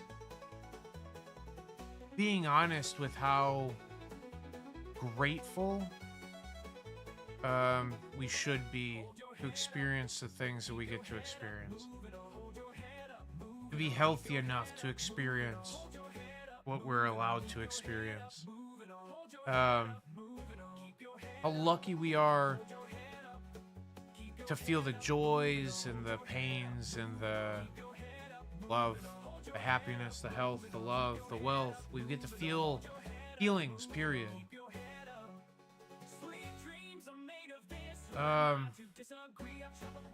Some of us are doing it in very pretty shells, right? We're good looking folks. We got, maybe some of us got some money. Maybe some of us got the health. We got the wealth. We got the girl. We got the girls. We got the whatever we got. We've got all of these things that are very positive and very deserved because you are putting in the efforts towards having them. But then you look around and you see the others who are suffering, maybe not suffering as much as probably not progressing, right? Let's call it what it is, actually. People that are held back from progression. And there's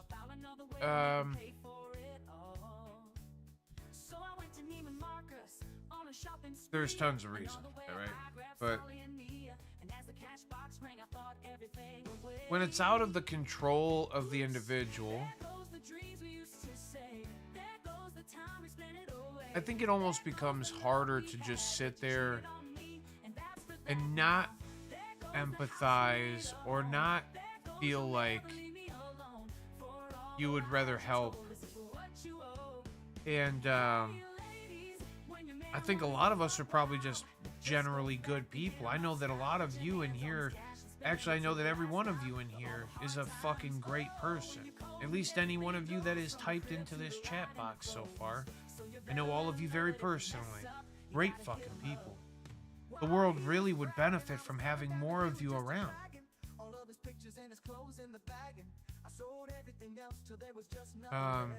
But all of us are, you know, some of us might be going through some shit and whatever, but all of us are very blessed. Beautiful people. Fortunate, you know.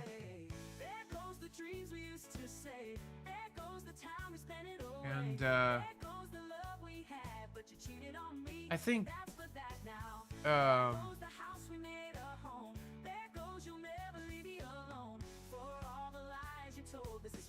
I think there's like a point, and maybe it lingers in the realm of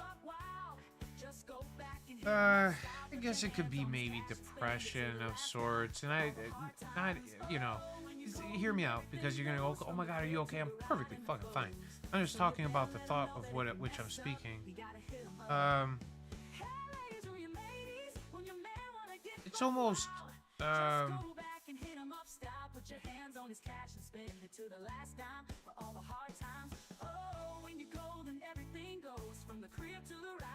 it's sad to know that there's a far better way sometimes, and that it would be actually beneficial to the people who need it the most.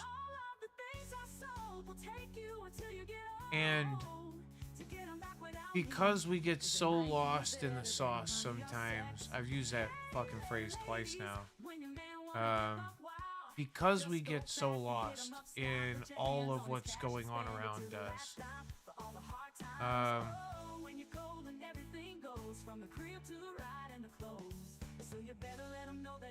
oh my god, Gear Bear. What's up, brother? Fucking miss you, dude. I've been thinking about coming down there and seeing you recently. I need just a little bit of, I need like some Gear Bear love, you know what I mean? I give me a little Gear Bear love, little Anita love. Get barked at by Lucy for a few minutes. That shit would be nice. Get a little disc golf in on a fucking hill that's way too steep, gets me all feeling vertigo-y and shit. I'm into it. But no, I do.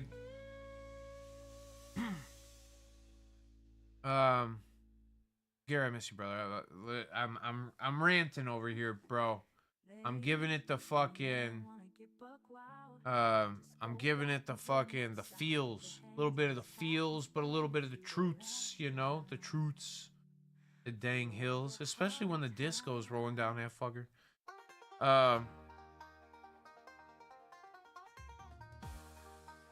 Where's that now? I feel like I was almost right back there a second ago.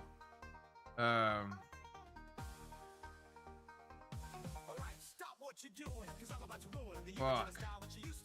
It was there on the tip. Maybe Guap will come back. He always typically pays more attention than I do. I got my no belt hills. Damn, bro, you're right. Pants are bound to fall then.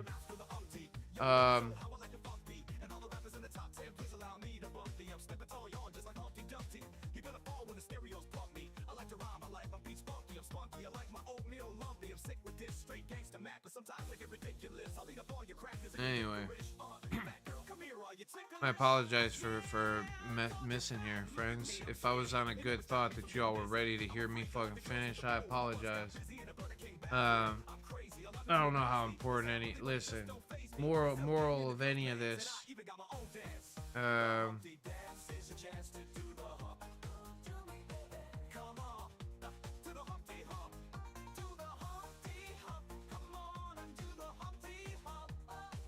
When cannabis is used properly, and when the access to it is one of peace, love, and understanding.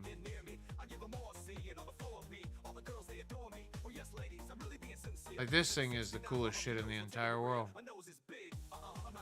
It's the most fun.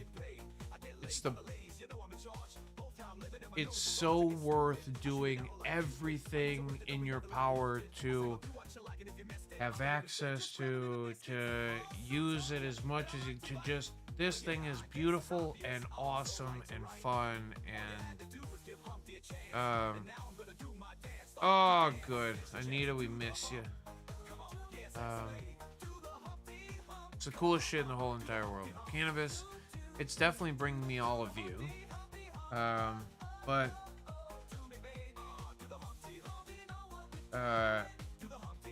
I know that I was getting deep and spiritual about this, kind of, and I know that there was like an ultimate point that I wanted to make. I'm trying to just, you know, I'm more of an extrovert. The more of the words that finally, it's like an introverted extrovert. Sometimes if I hear the words, then it triggers my thoughts, right? Sometimes I'm trying to describe the thought. It's hard to keep up sometimes, and it's because of the quickness in the brain. Now, I was talking about how a level of this can be a state of depression, or a moment of it's purely the idea that I know so many people that have benefited from it, but also that could benefit from it, who aren't given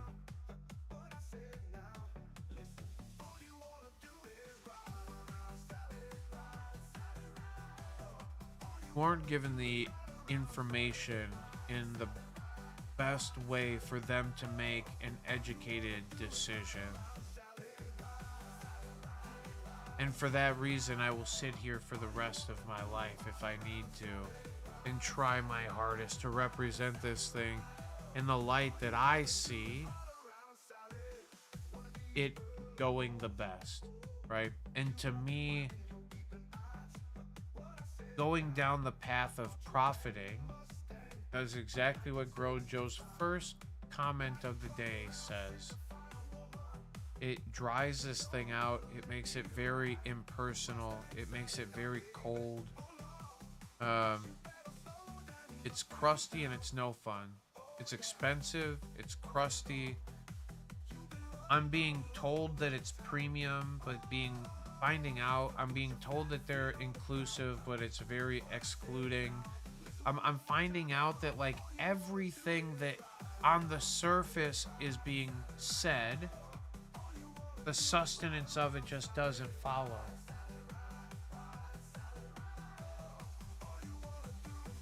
And if the best way you can validate what you're going through is to tell yourself that you are doing a good job,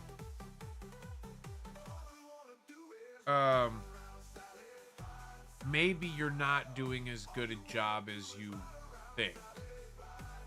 And I'm saying this to JB Pritzker right now because that dude claimed, and he's gone out on podium many a times and talked about how inclusive and diverse and equitable and whatever that this cannabis industry that he's heading, whatever,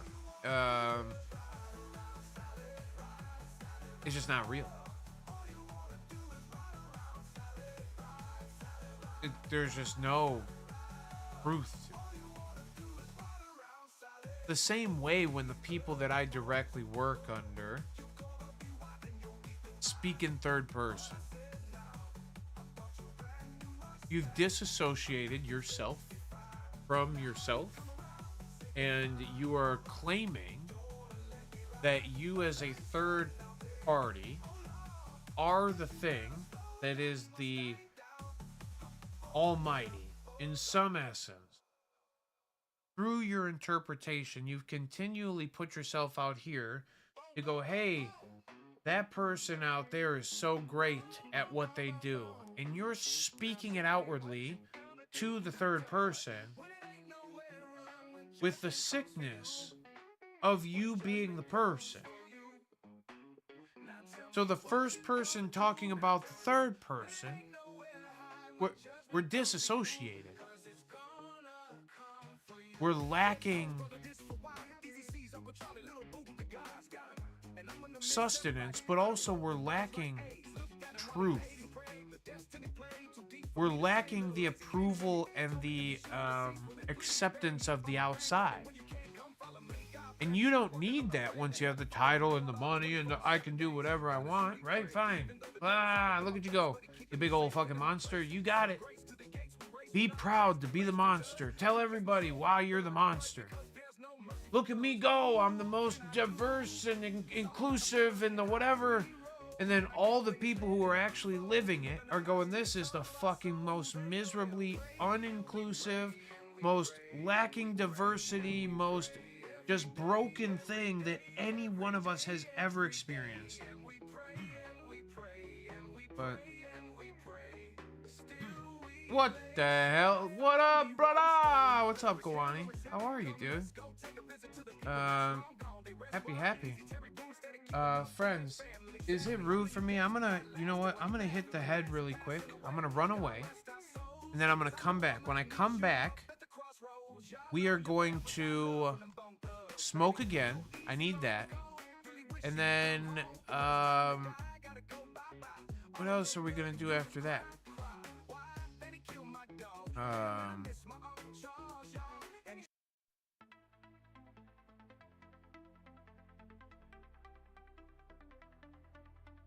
Yeah, tone it down, Gawani. Let me go smoke something, friends. I will be right back. I said let me go smoke something. Let me go, you know what I'm talking about. I'll come back, and then I'll smoke something. Hang out here. I wish I had like a little wait here sign. BRB. Waffle cut.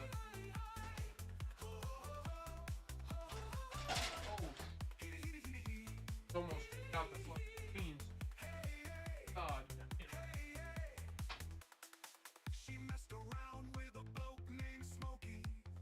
She loved him though he was cokey. He took her down to Chinatown and he showed her how to kick the gong around. Howdy, howdy, howdy, hi. Howdy, howdy, hi. Ho, ho, ho, ho, ho, ho, ho. Hey, hey, ho, ho, ho, ho, ho, ho. She had a dream about the king of Sweden. He gave her things that she was needing. He gave her a home built of gold and steel, a diamond car with the platinum wheels. Howdy, howdy, howdy, hi. Howdy, howdy, howdy, hi. Hody, hody, hody, ho. Hody, ho. Skip a baby, give a baby, give a baby, give a bop. Briggy, briggy, briggy, ha.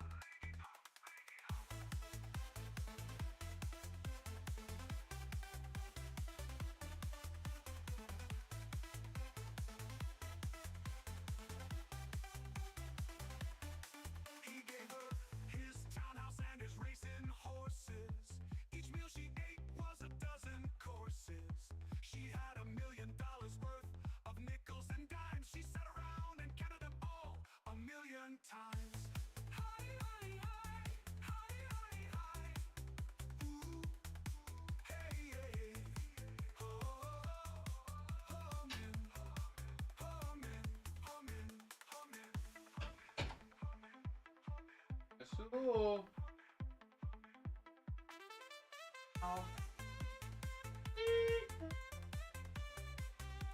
it is a week now.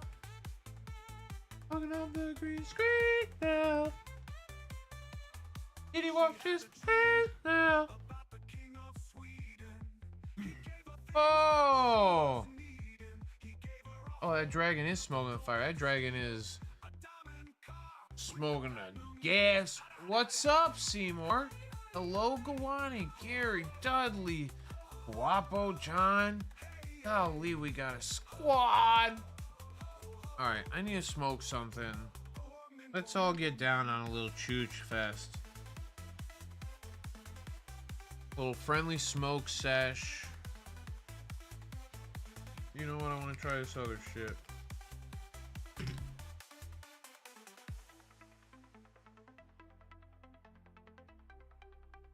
Come on, buddy. Oh, there, we got it. Open now.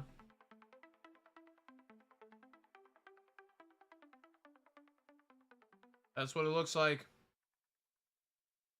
Kinda. I mean, we can't deny it kind of has like a little bit of a nipple going on to it right there. Very. Did y'all see that? Very nipply. Look at that thing. Alright, anyway, we're gonna smoke it. Hey! Happy 11/11 and Gary Berry time.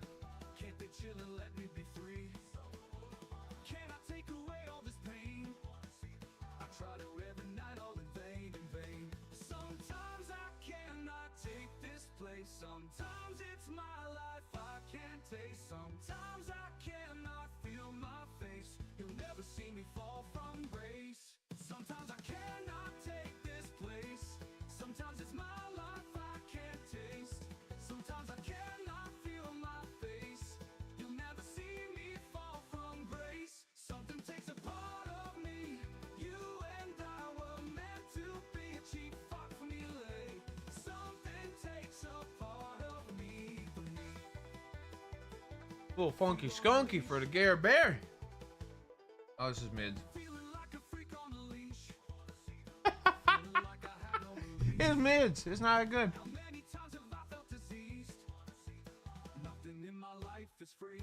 It's free. Sometimes I cannot take this place. Sometimes it's my life I can't taste. You can make that out. Sometimes I cannot Shoe leather. feel my face. You never see me fall from grace. Sometimes I cannot take this place. Oh, gross. Sometimes it's my Not, I mean, life I can't taste. not good. Cannot feel my face. You'll never see me fall from grace. Something takes a part of me. You really stopped smoking this already. You ever just thought it was so bad you had to keep going at it?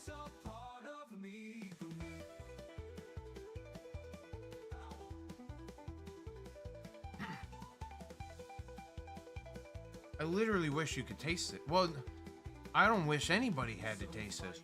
Something on the Lingaboo fight. Some things they fight. Got like a. So something on the Lingaboo fight. I'm literally telling you, it's like a rubbery, tarry kind of. Something on the Lingaboo. No, some things they I don't think it's good. I don't know if it's good or bad. I keep smoking it because it's in there. fight. Some things they Wow. fight. Sometimes I cannot take So a lot of times I'll hit this more than once. I'll double click the buttons and stuff. This one we're just gonna happily bow out of.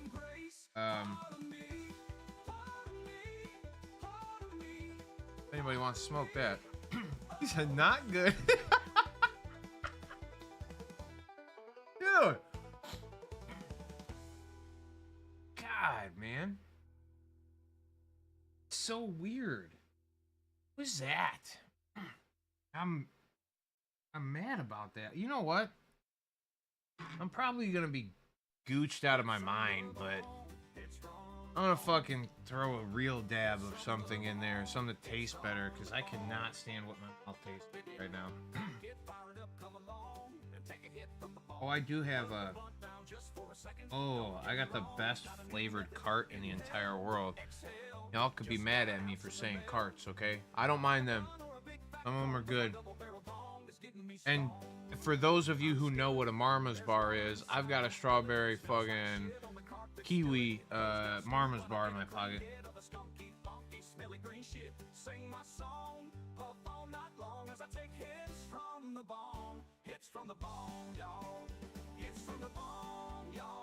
Now we're cooking. Oh, it tastes so much. You get something bad to taste in your mouth, then you taste something good in your mouth afterwards. Oh, that's good.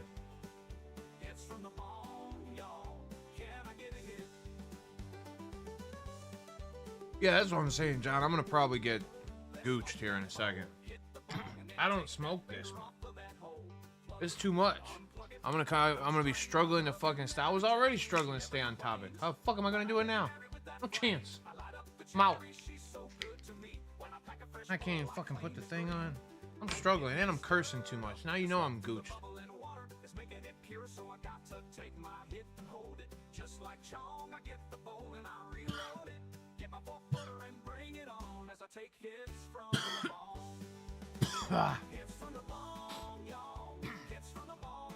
So you got this, bro. Yeah, I think I'm gonna be fine. I ate the shit out of some edibles earlier too. I just needed some CBD. Probably eat some more after this too. Only sick people around me. I don't want to get sick. I'm trying so hard not to. I know that I'm saying it right now, and then y'all gonna be like, 2 days later, 3 days later, you're gonna be like, I got it, sucker. Hopefully not, though. Hopefully not. I'm trying.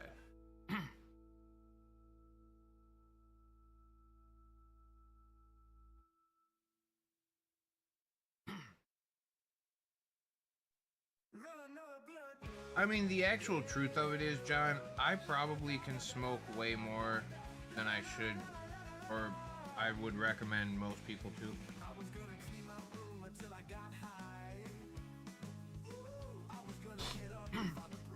And I'm not too worried about it. I just fucking lose the shit out of what I'm talking about on here specifically. Far harder to stay paying attention. One-sided conversations that I have to read in the middle of. Bro, you're asking my attention span to do something that even in one-on-one conversations it struggles to do sometimes, which is stay the fuck on task. No. I'm not mad at it. I just hope y'all don't mind. What the hell are you talking about? That's what I'm saying. I don't fucking know. I literally got confused and now I forgot the words. And I think it has something to do with probably some of the things that I've consumed in my life. You know? It's okay. I ain't mad at it.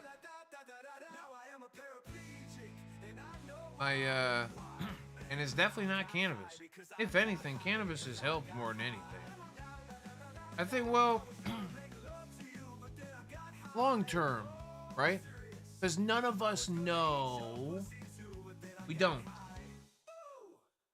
what long-term cannabis use. Especially long-term oversaturated in THC cannabis use. What does THC abundant cannabis use do in the long term?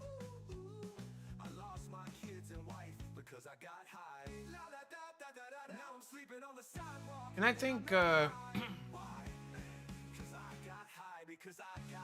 think we have some examples. I mean, we've got some public figures, Tommy Chong and Cheech Marin and Willie Nelson and, you know, Snoop Dogg and Circus Peanuts. There you go.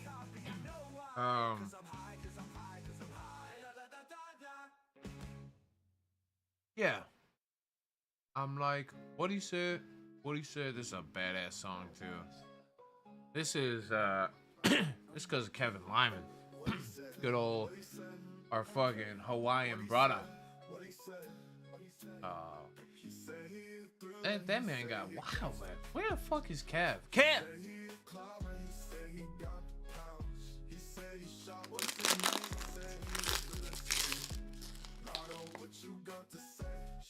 I don't want to talk, don't talk to me, dummy. Talk too much.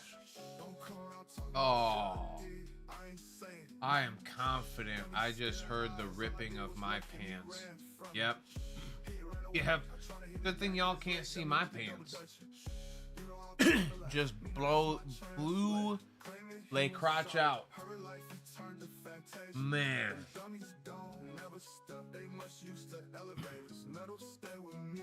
I'm literally dead serious. This is like the breaking the bong fucking story. I literally just ripped the fuck out of my pants right now. Oh, that smell! Can't you smell that smell? Danky danks the smell. The smell of dank surrounds you. No, yep. Rip pants. Chalk them up. You know how many pairs of pants I got now? One less. Thank God it's not winter anymore. Tired of wearing pants. The fuck are we doing out here? In this world. The pantsed up world. I'm tired of wearing fucking shoes. You know what? Fuck shoes. That's my new stance. Fuck shoes. No, it's always been my stance. But I'm done. We're gonna change this whole cannabis stream into a fuck shoes stream. There's all them people out there who spend a lot of money on shoes. Fuck shoes. If you're somebody who likes shoes, I like you. That's okay. But fuck your shoes. Ha! Now what? Say something. Love you still. Fuck shoes, dude. I'm saying, bro. Oh, what a silly thing to spend a lot of money on.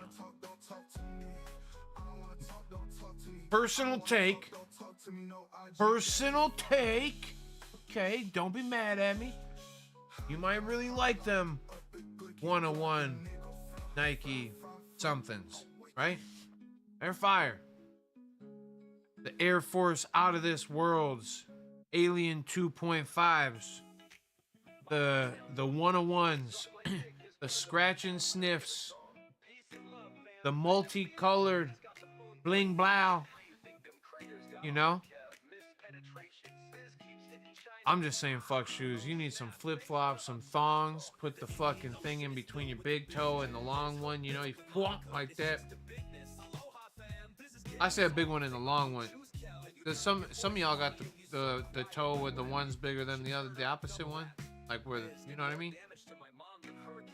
They call them peanut toes. Oh no, that's when it's crookedy. Anyway, some people don't like feet. Can't even talk about it. Not supposed to say that. But fuck shoes still. I'm with you, bro. Anyway.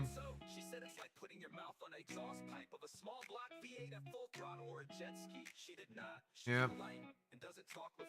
I love cannabis, but I hate shoes. I like bong hits, and I love you. Don't really hate that many things. Prescription medication, you making me sing, you know? Yeah, that's it. Well, it wasn't really singing. It was rhyming. I was gonna keep doing that shit. You guys, do your brain ever just get into that? Start going into some lyrical rhythm and just some word rhythm. Start acting like you're fucking the next Eminem. Then you go get yourself a couple of peanut butter M&Ms.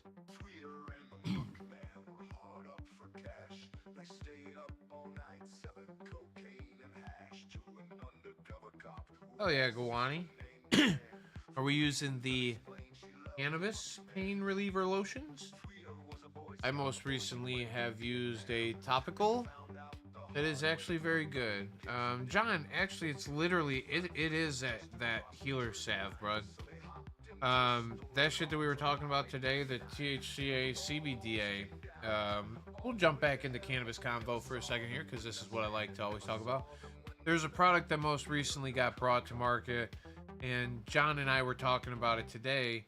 He said, what the fuck's the big idea with the THCA and the CBDA topical? Why is it not THC and CBD? And the answer to the question is, THCA acts as beneficially as a inflammation reducer as CBD does.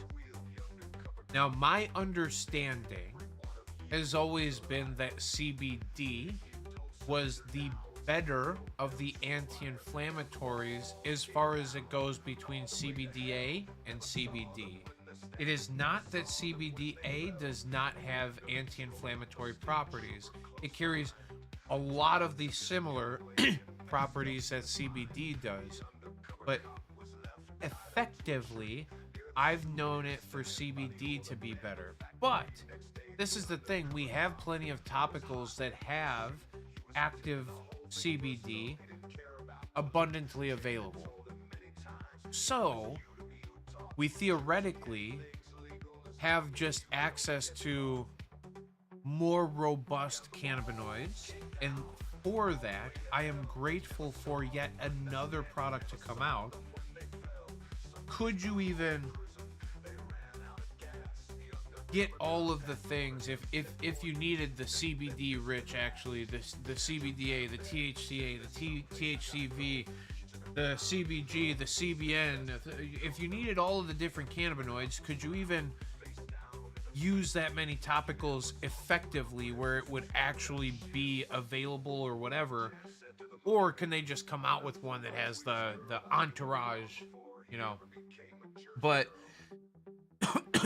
until they do, having access to ones that don't have the other thing that we know is very good at it helps us to find another style of something. And maybe for those who aren't responding to that other topical that is CBD rich, and you would naturally go, wow, you should get the inflammation reduction from that, now have access to something that is also beneficial in an anti-inflammatory property, but different than its very close relative. And I personally have used it. It does have kind of like a menthol-y, I don't want to say icy hot thing, because I did not get like that very like heated sensation or very icy whatever. Granted, I have used it mostly before bed and just, you know, on top of like, I mean, laying around lounging, right? Like I'm not like walking around with it or anything. So maybe if I was exposed to breeze or something, right, it might cause that icy hot feeling. I'm not saying that if you have had the experience or you go to experience it, it wouldn't be more icy hot. But effectively, it is immediate. I don't want to say immediately in a time frame. It is pretty quick. Onset for topicals tends to be relatively quick because you're directly in that area causing inflammation reduction, right? If cannabinoids are absorbed at all, which typically we are good at absorbing, and when we go, if we can point at whatever and go ow and push through our skin or whatever, that means that probably the skin itself is dealing with some level of reaction of inflammation itself. The 7 layers of skin before we get down through the entire dermis it's a field, like the tissue feels something, right? You get a cut on your finger, you feel that, right? Like the tissue is, so for you to immediately use a topical and reduce the inflammation of the skin itself may cause immediate benefit or generally quick benefit. But allow that thing to absorb into that and saturate into that area. Even with, and this is what I was talking to John too, if we have access to something with THC in it, and not that THCA or CBDA aren't possibly capable of, but we know that THC is the most beneficial in vasodilation. In the vein is this big. When we get some THC in it, it increases, it opens up, it goes, and blood flows better. Okay? For that, blood is the carrier of all of the healers that our body carries, right? So The healing properties are getting there quicker. The inflammation is getting reduced better. Proper topicals can be unbelievably effective in symptom relief. And the one that, you know, the most recent one that I'm talking about, it's just cool that it's different. Slightly different to me is I like that. It's scientific in a way. We've added a variable, and if I can collect enough anecdotal evidence through me understanding the commonality in the data, right? The inflammation through topical will happen, but like, where is the scale at? What's the range of? How many people are coming back saying that it is the best ever, and how many are coming back and saying, oh, I like the other one for a little bit of this, but this one's good at a little bit of this? And can I differentiate? Can I pick out those little nuances? And it is because of those conversations that I've been capable of having through the Illinois cannabis market and a medicinal cannabis market that I think gives me an edge in some of this. Let me help you, please. I'm not telling you that there isn't somebody out there who can explain this in a terminology maybe even greater than I, right? But I think I'm capable of simplifying this thing in a very mathematically, scientifically provable manner that also allows you to really take the steering wheel of this thing and go, whoa, I get to explore. And not only do I get to explore, I know that I'm different than you. So there's no way, and I'm different from the person who is just in here. So there's no way you can tell me in the first time of meeting me, because you think you're an expert on the product itself, what's going to be the most effective internally for me. No, but I can help guide you through your experience and give you some of them immediate wins up front. Letting you know that topicals are that level of beneficial is drastic, especially if you can find somebody who goes, oh man, I'm hurting right here. Oh, you just point at it? Did you just grab it? You went, oh, it fucking hurts here. Here, oh, it hurts here. Oh, it hurts here. Oh, here. What are you doing? That's a topical all day. That reaction screams, please sell me a fucking topical, right? My head hurts.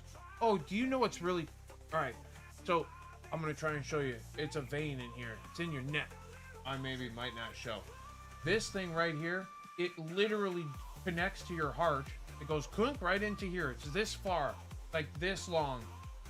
And it drives fucking blood to your brain, okay? So if you take a topical, which I just told you is vasodilating and inflammation reducing, and you rub it over that main vein right there, okay, but then you also are smart enough to go, ow, my head hurts here. It's up in the front. Okay, oh, in the front. Maybe a little temporal. Maybe a little temple rubs with the topical. Oh, it's a little more in the back of the head. Oh, maybe a little neck, a little up into the cords of the neck. Okay, with that topical. Oh, inflammation reduction, vasodilation. Come on, friends, point at it, click, go. Okay, that's what I'm saying too. Some things like nausea, we put that in our belly button. We topical, we put it in the belly button. Alyssa and Angelo, thank you so much. How are you? Hello, my friends.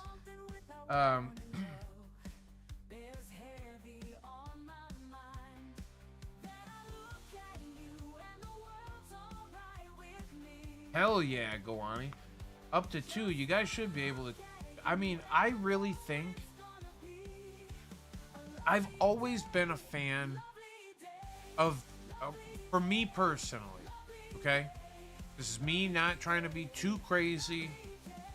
I think that 16 seems reasonable for one, like, a million seems reasonable to me. Okay, do whatever the fuck you want. But I think if you're gonna put some arbitrary number on plants, any is great, right? Anything's better than 0, so 2 would be wonderful. But I think 16 kind of hits this sweet spot in my brain, going, okay, depending on the cycle with which you use cannabis and you're capable of growing and curing cannabis, with certain averages, and I don't like to say numbers on this thing because I don't want to be held to anything, and I don't know if it's legal, but no, I'm just saying there's averages of consumption and averages of production where somewhere in the realms of 16 seems reasonable for somebody to both personal use and be able to assist at least one other. Now, when Guap is talking about it, and they're talking about what's the number, Guap, that they're gonna try and increase it to? Is it 10 or 12 in the state they want to? I think currently in Illinois you're allowed to have 5 as a medical patient. They're talking about 10 or 12, and then they're talking about you being able to have more medical patients and stuff. As care to be a caregiver for more medical patients. I think that even if that's the case, then again, this is where Michigan got out of control a little bit, though, right? Because each medical patient could consume or grow 5 plants or whatever it was, 6, 10, 12, blam, fill in number. But because some of them were unable to grow, they were able to gift their plant limit to a caregiver. So then these caregivers, depending on how many patients they were able to take in, were able to grow the limit of each individual patient. So now, and again, where I said let them grow 1 million, I don't really care. You get into a point where some of these people now, if you get 10 people and it's 6 apiece, you can grow 60 plants, right? Well, now that becomes very sustainable, I think. Okay?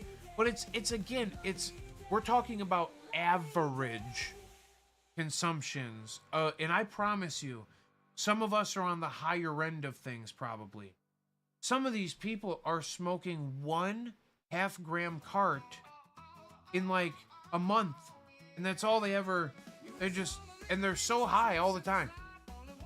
What the fuck are you doing? I just don't understand it. If you gave me a half-gram cannabis cartridge, I will need another one tomorrow, maybe 2 days. All right, I'm not like able to chooch on it all the time, but what the fuck? Some people just don't consume a lot, so 6 plants worth. And if they're doing, some people literally will make an eighth a bag of gummies and a half-gram cart last them for longer than a month.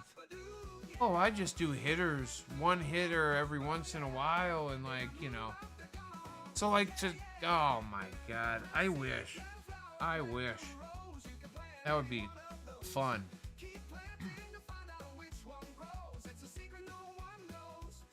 Go on, it depends.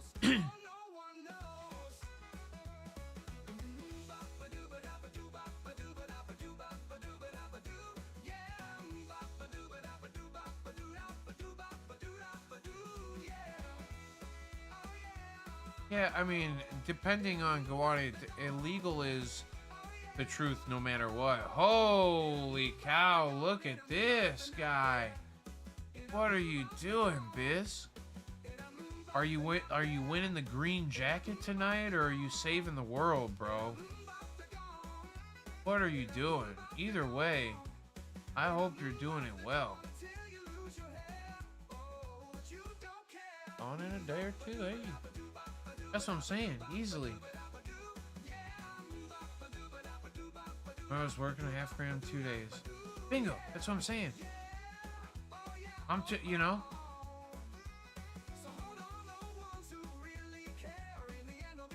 run it, go on it, and that. But that's for you to interpret for yourself, and I respect that you believe that's enough for you.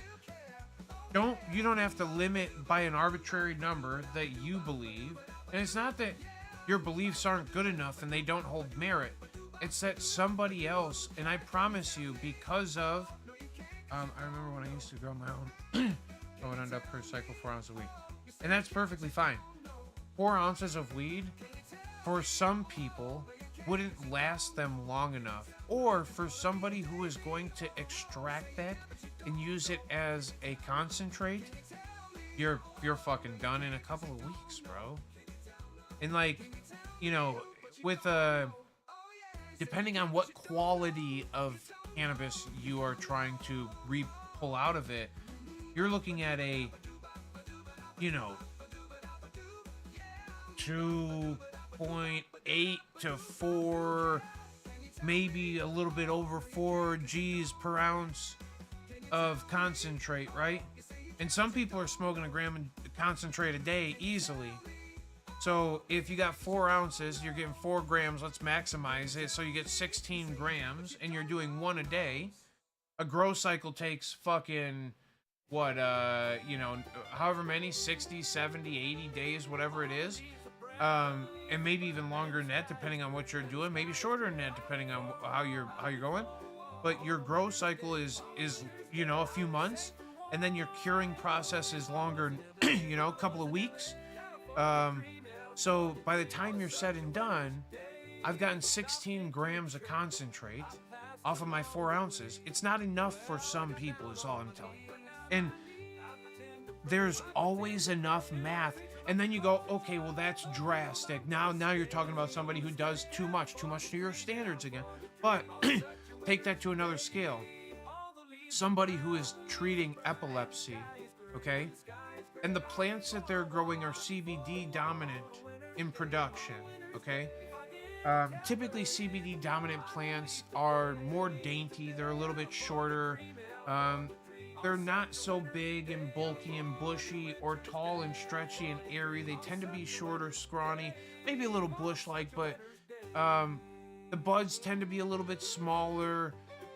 Even if you were able to grow a fuck ton of them, okay, you don't produce as much cannabis off of an individual ruderalis CBD dominant plant as you do a THC dominant sativa or indica, according to the terminologies, plant, right? So if somebody needed to produce enough CBD to treat their epilepsy, and they were taking, again, I believe a baseline and a place for people to consider starting is somewhere in the 25 milligram per dose range. Some people don't have the budget for it. Some people don't have the access to it. But if I'm telling you it's the baseline and where some people should exist, I've got children that I've been treating and helping. I'm not treating them directly because I've been helping do the math for them for their entire lives. And 25 milligrams is just like, and they're children, right? It's small. In times of increase, we double doses, and that has THC in it a lot of times. Sometimes at a 3-to-1 scale. So you're looking at 7 milligrams of THC, 8 milligrams of THC per 25 milligrams of CBD. So you double that dose. We're talking about children taking 16 milligrams of THC and 50 milligrams of CBD. And some of you might go, oh my God, that's too much. That's really crazy. No, it's not. It's really not. It's not even close to the toxicity scale in the LD50 tests and shit. It's not even close. We're not even in the same ballpark as some of just the normal medications that these people would take. And they're double dose, triple dose, quadruple dose regularly. I just think that arbitrary numbers don't allow for hardcore math sometimes. It doesn't allow for variance at all. It doesn't allow, and when you go, well, that, if it's all CBD dominant, okay, it's CBD dominant, you could classify it as hemp. But sometimes these plants that are CBD rich also may have a THC production. And if we're talking in terms of legality, where I don't want to be criminalized for my production of something that I'm going to use as an alleviant to a genuine condition. So if that's my MO, like, I just don't see how the fuck you would regulate it, put a boundary upon it, say you're only, like, it's crazy. Holy Colleen, what it do. What's up, Colleen? Sorry, I was going crazy.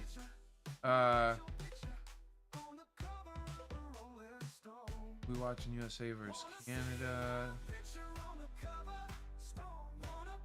Or did we win? That's a good question, Biz. Did we win? Fucking Canada in OT. Motherfucking Connor McDavid.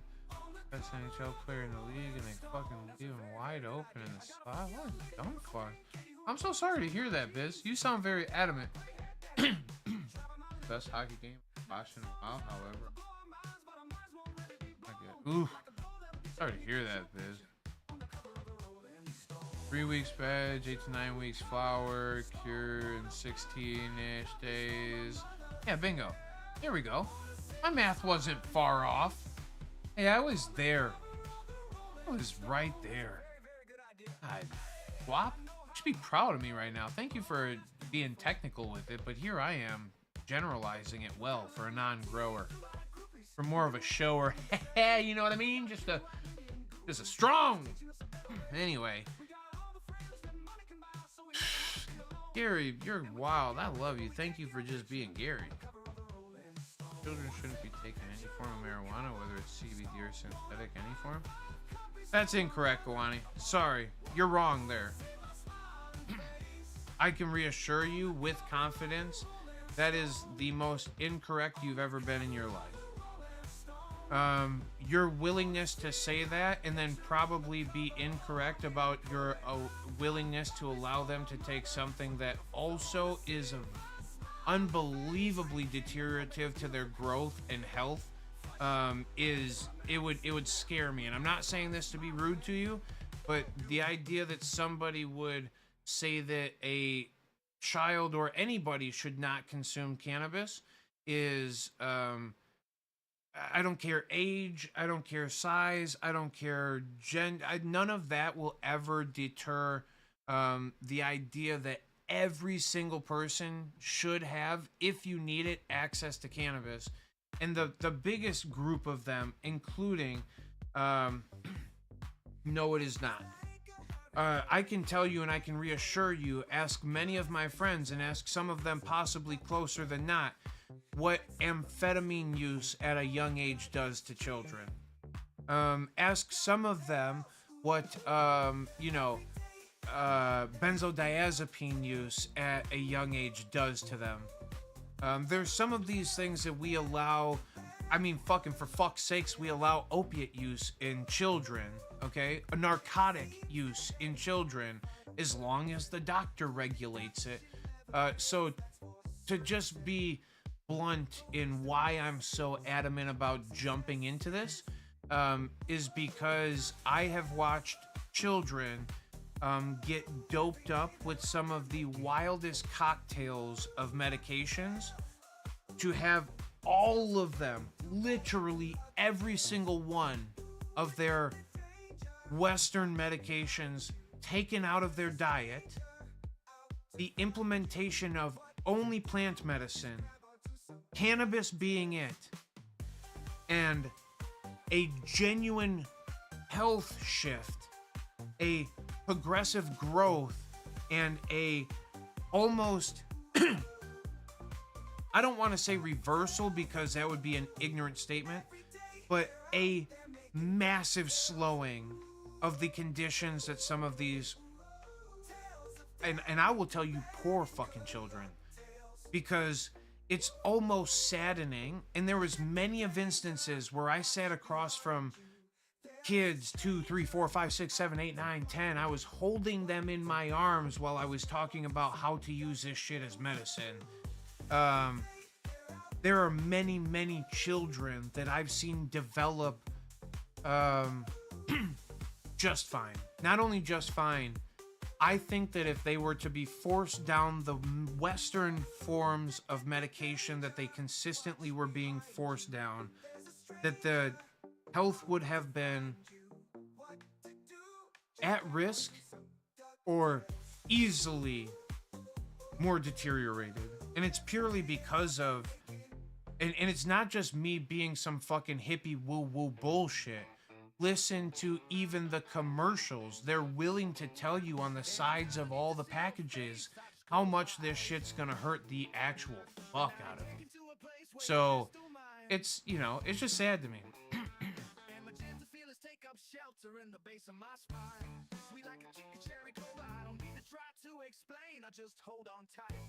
Epileptic children. Oh, bingo.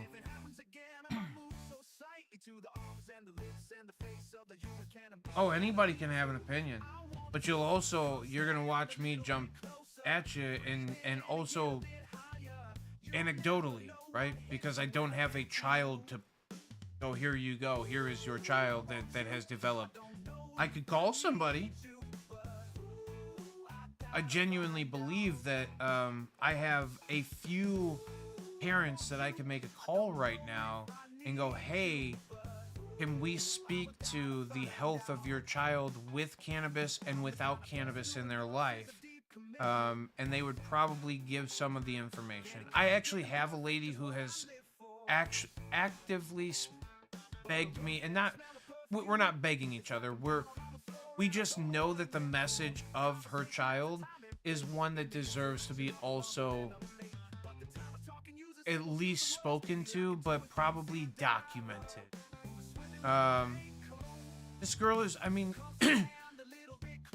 I feel as bad for this poor young lady as I do for any human in the entire world. It's not, it's not to one-up anybody and go, oh, my story's worse than yours. The first time that I met her, she was...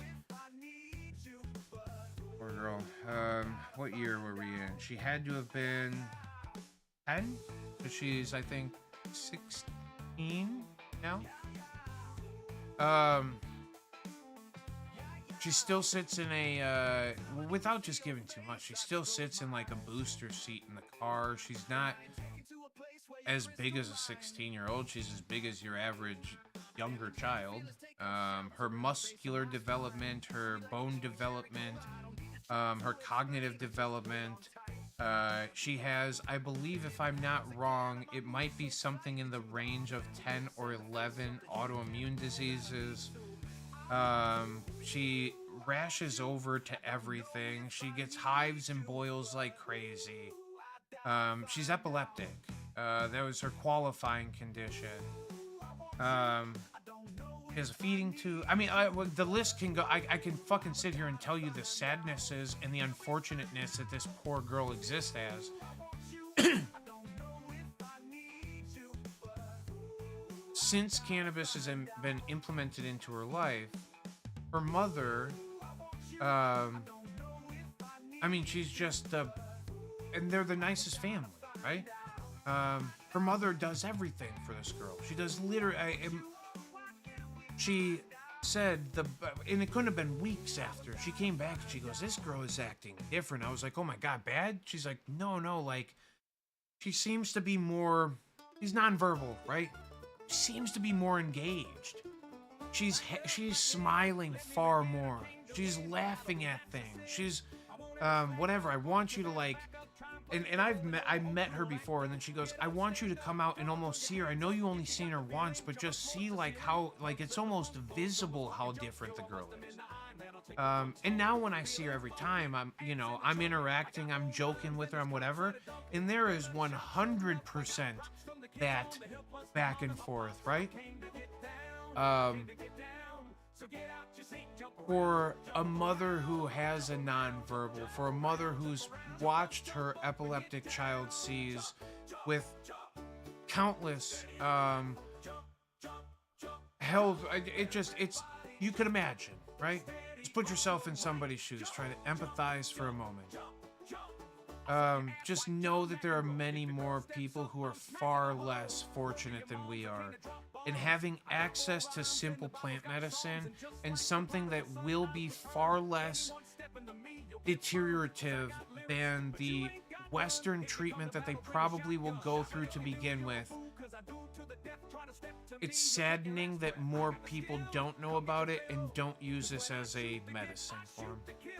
It literally, it's something that would leave me up at night in tears because of how broken what we're willing to do to the most broken children of the world is fucking wild. It's experimental. It's yucky. It's weird. So, for me, the far less harmful and what seems to be the far better alternative, and it's in countless instances. I've given you one. I can at least name. I mean, I'm thinking in my head now. I've had. I mean, fuck. At one point, I think we had 40 plus minor patients. Which means that they were under the age of 18. For a while it was 21. Then it was 18 again. It's been 18 for a while. So, medical patients were allowed to be 18 for a while. Oh, no. They only decreased access to smokables for a while. But use of marijuana, I'm not speaking about my own plant. Oh, but your histories are personal. And again, your terrors are because of misuse. Your misinterpretation is because of bad information. And I'm not saying this to be rude to you, brother. I love you, Gordy. But over 21 is fine, but anyone under 18 should not. It's bad. Nope. Pharmaceuticals are way more addictive at minimum. Yeah, follow the science. Doesn't matter the opinion is correct. Takes a healthy child addicted to cannabis over a sick child not. Oh my God, 1,000%, John. An addicted healthy child sounds okay to me. And addicted to what? Happiness, health, love, the munchies. Yeah. And this is an instance of feeling guilty to feel good. For them to linger into why I should be able to use this thing, it makes me feel good, is not a bad thing. Developmentally, I used cannabis at the age of 13 for the first time, 14 with consistency, and by the time that I got to 15 or 16, I had consumed cannabis every single fucking day for my entire life. To tell me that there's no deterioration in my experience. I'm cognitively just as sharp, if not more sharp than when I was at certain instances in my life. My willingness to explore has never been more, it's countless, right? But that's my personal experience to it, but it's because my personal experience exists in a place of proper use. Not all the time, but most of the time. It was used to not be some addicted junkie of something, to not go to work, and to be, all of these anti fucking what was that shit called? Reefer madness, fucking propagandist bullshit of, this is your brain on drugs, eggs and shit. Yeah, fuck you. That's crazy as hell. Yeah. Anyway, nothing in the marijuana plant is addictive. It's not that it's addictive. You're not as physically addicted or chemically addicted. You may become cognitively addicted. And there is something to be said for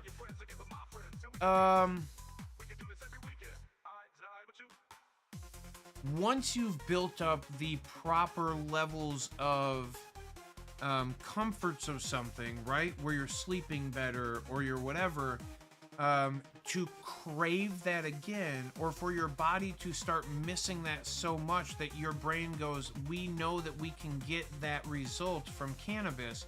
I don't think that that is an addiction.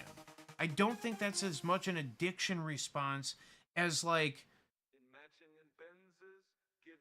I need it now. Like it's more of a like, I fucking just want to sleep. Why do I have to feel guilty to feel good? So it's not that it's chemically addictive, and I'm going to, because if you don't, okay, here's, do y'all know the rebound thing with heroin, right? Boom, you're using it. Okay, we stop using it. We try to go away from it, and then we chase the dragon again, and we try to get fucking high, and the chemicals literally shock the system. And it shocks the system to the point of death. But you can also, if you've been a consistent user for so long, if you stop using it, you can also have a reverse effect and drop yourself out from that. That's why they make people wean off of the shit. That's why methadone clinics are what the fuck they are. That's why we give somebody a less potent version of heroin to get off of heroin with. It seems sick, it seems wild, but it's also because if you don't, you can possibly kill the person from literal chemical withdrawal. That's addiction. That's chemical addiction. But yeah.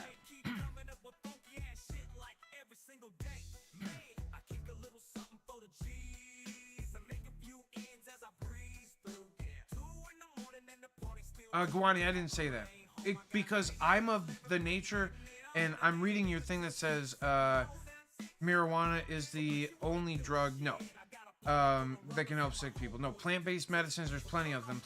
And you have to realize that cocaine comes from a plant. Heroin comes from a plant. A lot of these things are synthesized from plants. It's the synthesization and the purification being looped in with very deteriorative carrier agents and other fucking chemicals that are, tissue demolishing and whatever. Yeah, it's way different, dude. It's so fucking drastically different.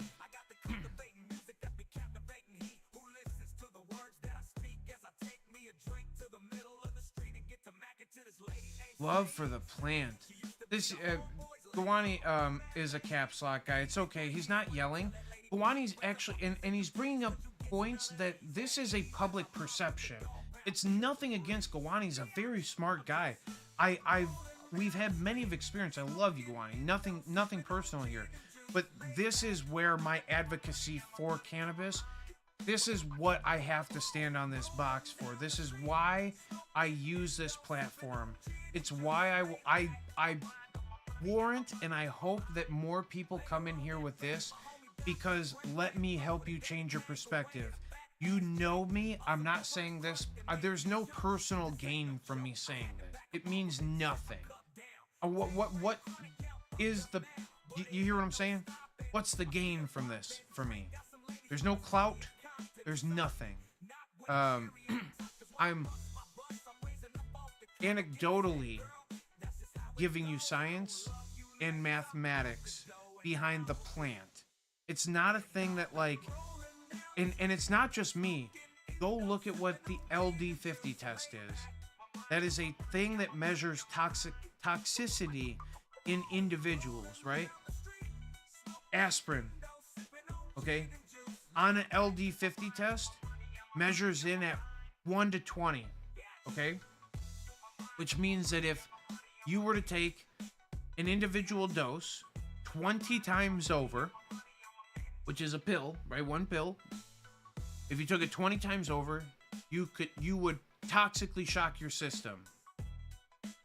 If you take 40 doses if you double on the LD50. It's a 50 is half, right? If you double that, 40 doses, you have toxically shocked your system, now with the potential of death. Okay? That is a measured thing by science. It's not me just bullshitting this. You can go fact check me right now. Cannabis on this same scale, depending on who you're talking to, is somewhere in the range of 1 to 20,000 or 1 to 40,000. Which means you would have to take 20,000 doses of cannabis. Depending on what we're talking about, you would have to consume somewhere in like the 750 pounds of cannabis in 15 fucking minutes to hit that 20,000 rate. That's assuming that all of the fucking things were just, you know, like a 0.1 of a gram or whatever it is, and brrr, all right?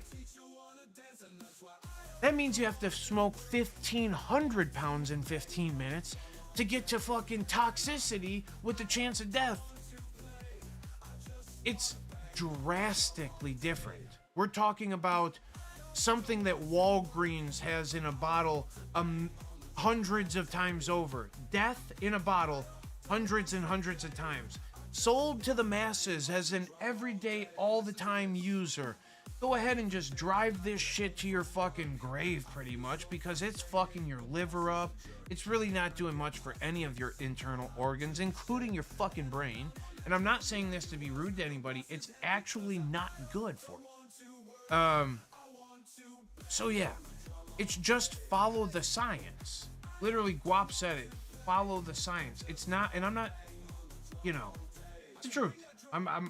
There's way more than that. So you like to experience a child having multiple seizures or have no appetite and love for the plant. Thank you for chiming in. It's truth. I've watched children. There was a kid, he was 10 years old and had 11 feet of his intestines removed or something like that. Or maybe he was 11 and had, it was something like this, okay? Maybe he was 9 years old, had 10 feet of his intestines removed. It was drastic. The kid wouldn't go to school. People picked on him. He didn't have an appetite. He never had energy. He was always feeling like shit. The kid came in the first fucking night of using cannabis. They said that he ate 3 times. He came and he ate food, which it was hard to feed him once. He ate food. He said, you know what? I'm still kind of hungry. Do you think it'd be okay if I had a little bit more? And the mother said, I cried while I sat there and made this kid more food. She goes, then I went to, hold on. She said, I then went to the extreme. We sat down. He said, you know, do we have any dessert or anything? I was really thinking like maybe like a chocolate cake or whatever. She said, we went out and got him whatever it was. And she goes, the more wild thing was we kept going like, okay, maybe we should calm down because maybe his system doesn't handle all this food that well, whatever. He woke up in the morning and said, hey, Mom, do you think it'd be okay if I went to school today? And she said, I cried from the moment he said that to the time that I dropped him off. And then she said, I drove directly back here to come in here and tell you all thank you. And I was like, wow, that's the fucking best shit I've ever experienced in my life. I will fight for this. I will make sure that the misconceptions and the bad perceptions of it, these fears of children being fucking intoxicated or addicted or used words that don't really fucking mean anything, the fear behind it, let's get rid of it. It's nothing to be afraid of. In fact, it's something to be shocked by, to be awed by, to go, holy fuck, maybe we should really be looking at this. And that's what I literally am trying my best to do here, is to make sure that everybody knows this thing is not to be scoffed at. It's not to be overlooked. And if you think that because of all the science and it's medical practice. It says it on the front fucking door. They're practicing. They're still trying. They don't fucking know. the difference between you and the next guy, and why do they increase doses and decrease doses, and some of you got more and some of you got less. They do it based off of weight. Your first dose is always based off your weight. So there's some consistency or some base level, right? It's just, it's a practice. We're trying, we're hoping, we're throwing shit at the walls. We're going, oh, well, for people who don't do well in the brain, we use amphetamines. For people not doing well in the body, we use opiates. For people not doing good with their energy production, we use narcotics. You know, it's like, fucking just rip it, dude. Whatever you want, just fucking balls to the... Jesus Christ. And because I'm one of them almighty deistics, all one of the deities, right? And I'm not saying anything negative about it, because there's plenty of doctors and specialists and people who deserve praise for what they do in the medical world. But there's also plenty who are probably way more quacky and way more dangerous than they are helpful. It's actually happy 11/11, fam. It just turned. I looked at my phone right when it happened. Yeah, I hope that this thing changes for the positive, for the children. It definitely needs to. I don't know how far back I am. Hold on. Here we are. Hold on.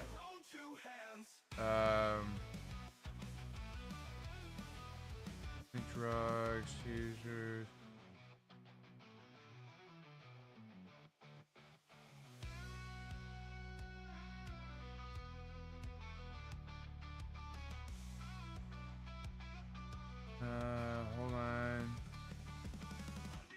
Hold on. Where are we at? Where am I at? I keep fucking getting bounced to the bottom.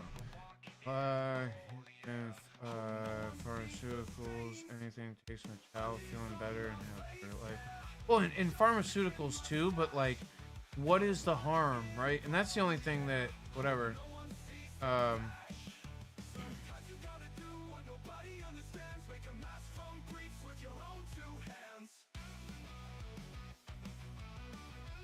Yeah, hey, that's it. That's it. Each individual, if you get stuck in your own funk, right, and you only care about this right here, it is very hard sometimes to accept that somebody else might be benefiting from it regardless, because you know better.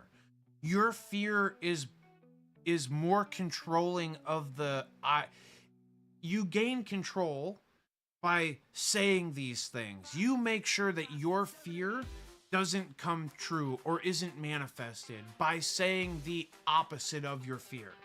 And it comes from a noble place. I'm not mad at anybody for having the opinions that they do.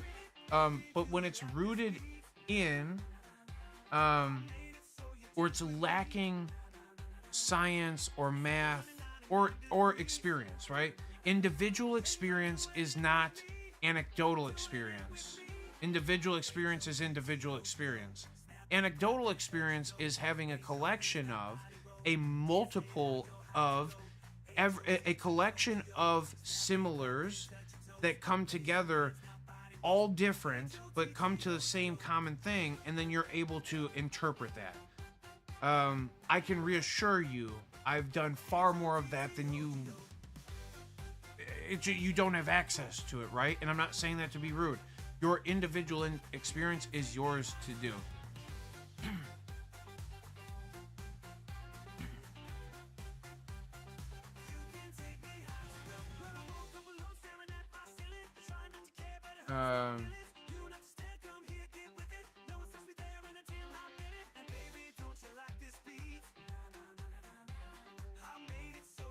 Well, okay, so the natural, it's a plant, it just grows. Let's go.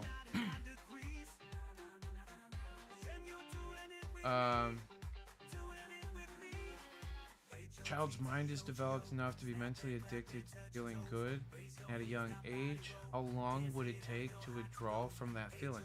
But the thing is, why do you feel guilty on behalf of a child that would feel good?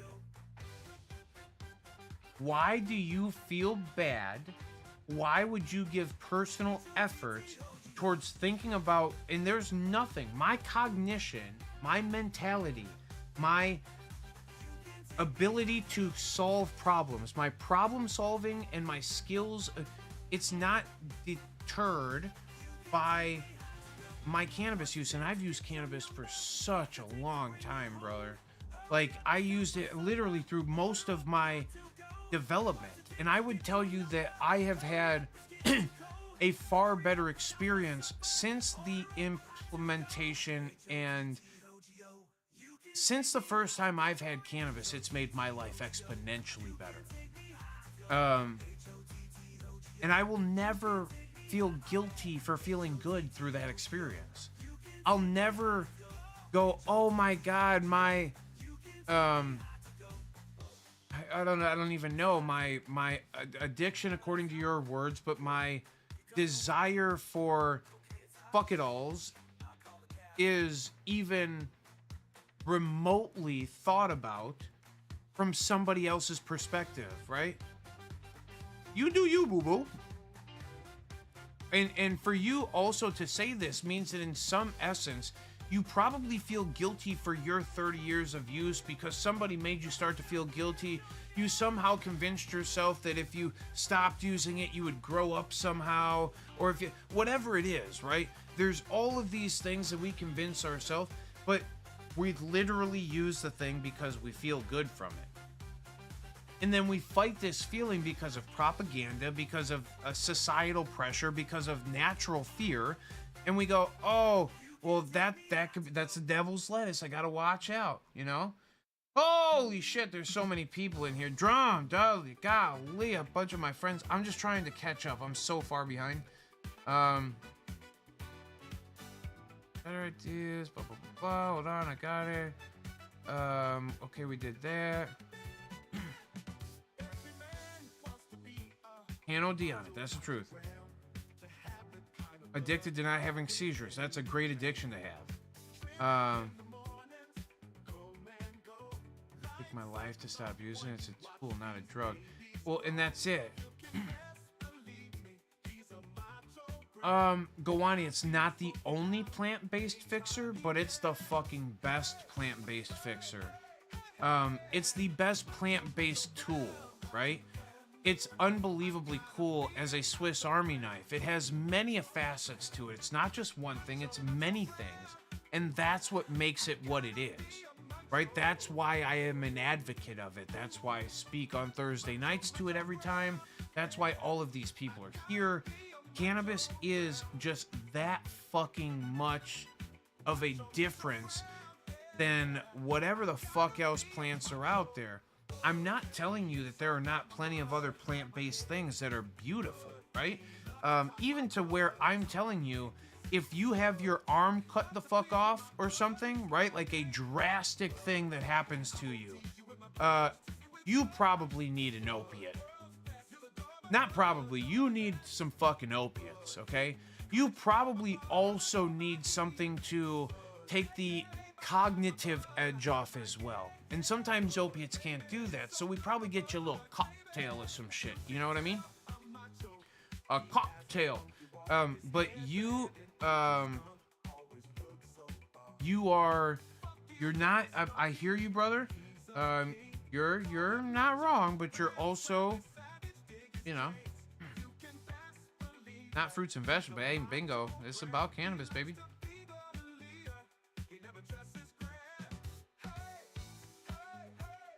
No, but children can use cannabis. Cannabis is a tool for the children. And I'm telling you, I am the number one. If there's anything in my entire life that I advocate for, it is the use of cannabis in children. It is for the ignorance that is literally what you are spewing. And I do not say this to be mean. Ignorance does not mean that you are it's not belittling. The ignorance is to the inability to accept that a child may benefit from and not be harmed by. For you to not break that barrier in your brain is a point of ignorance. It is the reason I say it's ignorance is because it is not rooted in science. It's not rooted in anything. It's rooted in belief and fear. And I promise you, I don't say this to be fucking rude to you. I say this to help you break that fucking barrier in your brain and to accept that speaking about a child using cannabis is far from fucking dangerous. That's what we need to break down as a society, because if more children had access to cannabis, they would not have as many seizures as they do. They would not have to go through so many dances to figure out a medication that actually works to alleviate their symptoms. And I say that in full confidence that every single one, there has not been a single one that was not benefited by it. Now, I'm only speaking on the children because this is the topic right now. But there are so fucking many adults who are epileptic as well, who have had drastic seizure reduction because of cannabis, even to the point where it has allowed them to operate vehicle, right? That is a massive thing that some of us probably take for granted, that if you didn't have access to use a vehicle, it would probably deter your life quite a bit. Especially if you're somebody with a health condition. What the fuck do you do when your health gets bad? How do you get yourself there? What if you can't use the phone? You know what I mean? There's so many fucking... Anyway. She looked at me and she said, "Hey mister, you can plainly see there's a hole in the nickel. There's a hole right through." Oh, a lot of people get addicted to medication, but you're not going to get addicted to this one. And like I said, chemically addicted. There is an actual truth to what I'm speaking on. Hey, Drum, I love you. I miss you. How you been? How you been? Got a show Saturday. Has a show at O'Neill's in Lombard again on March 22nd. Okay. Drum. Let me see what's going on. That might be something I really want to get into a Smashed Adams show so bad. I promise you I'm going to make this happen. And I hope you have a great show this Saturday as well. Well, I walk round the corner and I walk round the block. Oh my god, that's fire. So cool, Drum. Drum is also somebody who I can confidently say has been around children who have been benefited. Seymour, I believe, is somebody who has been around and watched children benefited medicinally by cannabis. Gare Bear, thanks for the 11/11 wishes. Love you, brother. I'm quite confident that most of the people in here have witnessed cannabis in youth. And I'm, I will advocate this conversation. I will get this excited every time that the conversation comes up. I will literally, and I promise you, I still talk to people with regularity. There are people that I could call right now. And I'm well, probably not right now. It's quite late. But I have somebody that I'm going to try my best now to get them to come have a conversation. Sticker faces in a couple different places, and that's why today you're getting these the thing here, Drum, is that children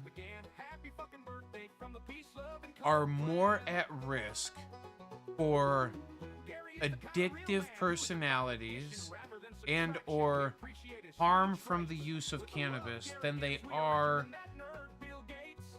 going to have a benefit or see like the risk of addiction outweighs, and mental and cognitive development, the deterioration to that outweighs the benefit of access to cannabis.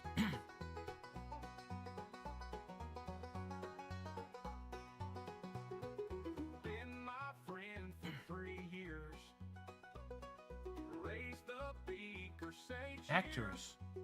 Will be my friend for life. Would look cute with business his wife. Oh. Golly. Keep being awesome, you make the term peacekeeper true. Wishing you a happy birthday. Oh, fuck, this is Gary's song.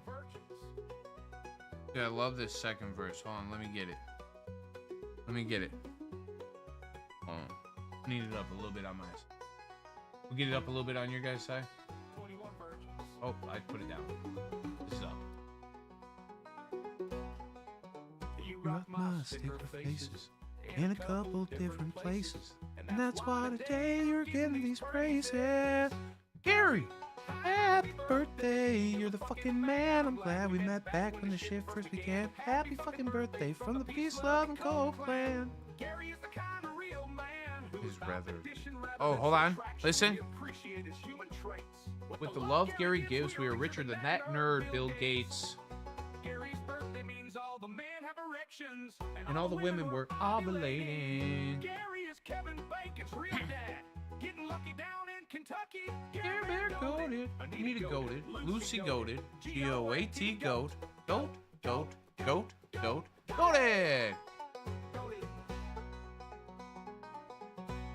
Oh, this is the end of this side of the playlist. Say cheers would be my friend for life. Would look cute with Biz as his wife. Here, Bear, I sparked the stone for you. Keep being awesome. You make the term peacekeeper true. Wishing you a happy birthday, 21 virgins.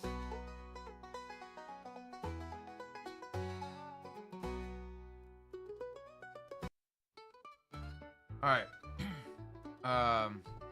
Let us burn one from end to end. Bolero. Pass it over. Oh shit. On that Bolero. Burn it long We're gonna chooch this fucking thing. It's one of my favorite in the world, and then we're going to bed. before I go. Friends. Marma's bars. Strawberry kiwi. The flavor on this thing. Unfucking real. My choice is what I choose to do. And if I'm causing no harm, it shouldn't bother you. Your choice is who you choose to be. And if you're causing no harm, then you're alright with me. If you don't like my fire, then don't come around, 'cause I'm gonna burn one down. I'm gonna burn one down.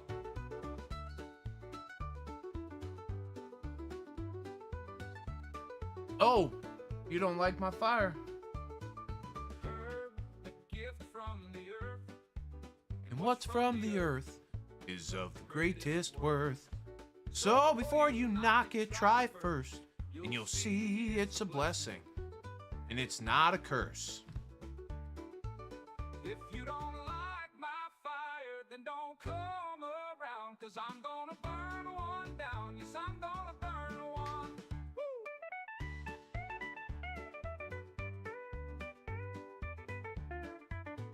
Oh ho ho!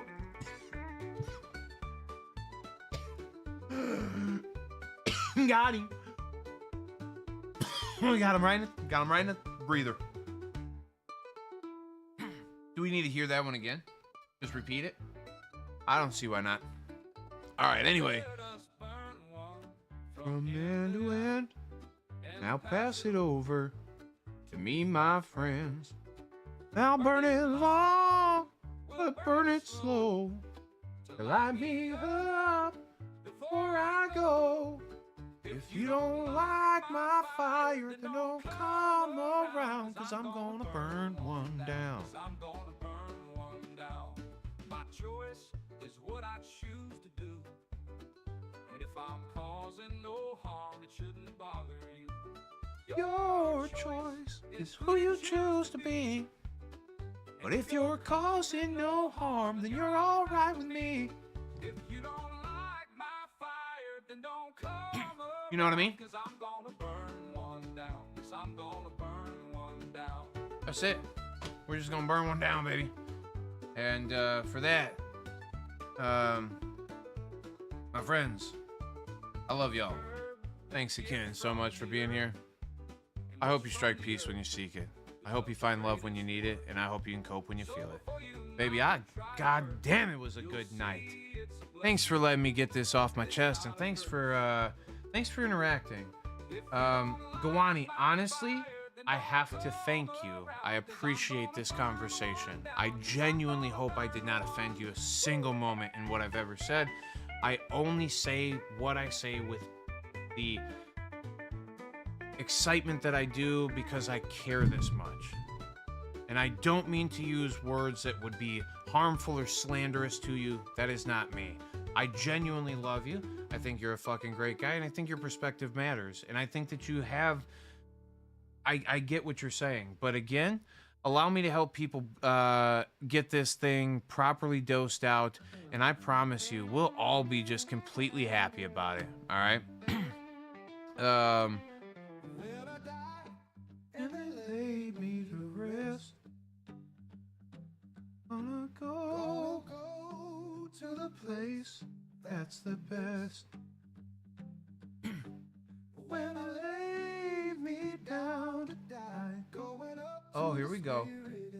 Good night to all of you. I appreciate all of you. Hey, do you remember this thing? Hold on. Let me turn this down for a minute. The first thing you got to remember before anything. Avocado, avocado, avocado, avocado, potato, potato, potato, potato. We got this right here. Where we at? Oh, we can even the full one. Okay, where we at here? Found it.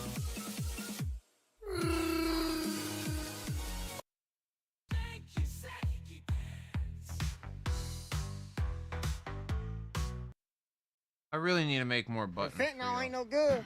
Hey, fentanyl ain't no good. Hey, fentanyl ain't no good. Friends, love y'all. Thanks again for all the interpretations and this thing's super worth it, you know? And I think with passion, with a little bit of love, with a little happiness, a little health, a little love, a little wealth, a little peace, and a little love, and a little understanding. Boy, we're going to get there. Boy, oh, we're going to get there. I love y'all. Much love. A lot more to Gary. See you all soon. Until next week. Hasta la bye-bye.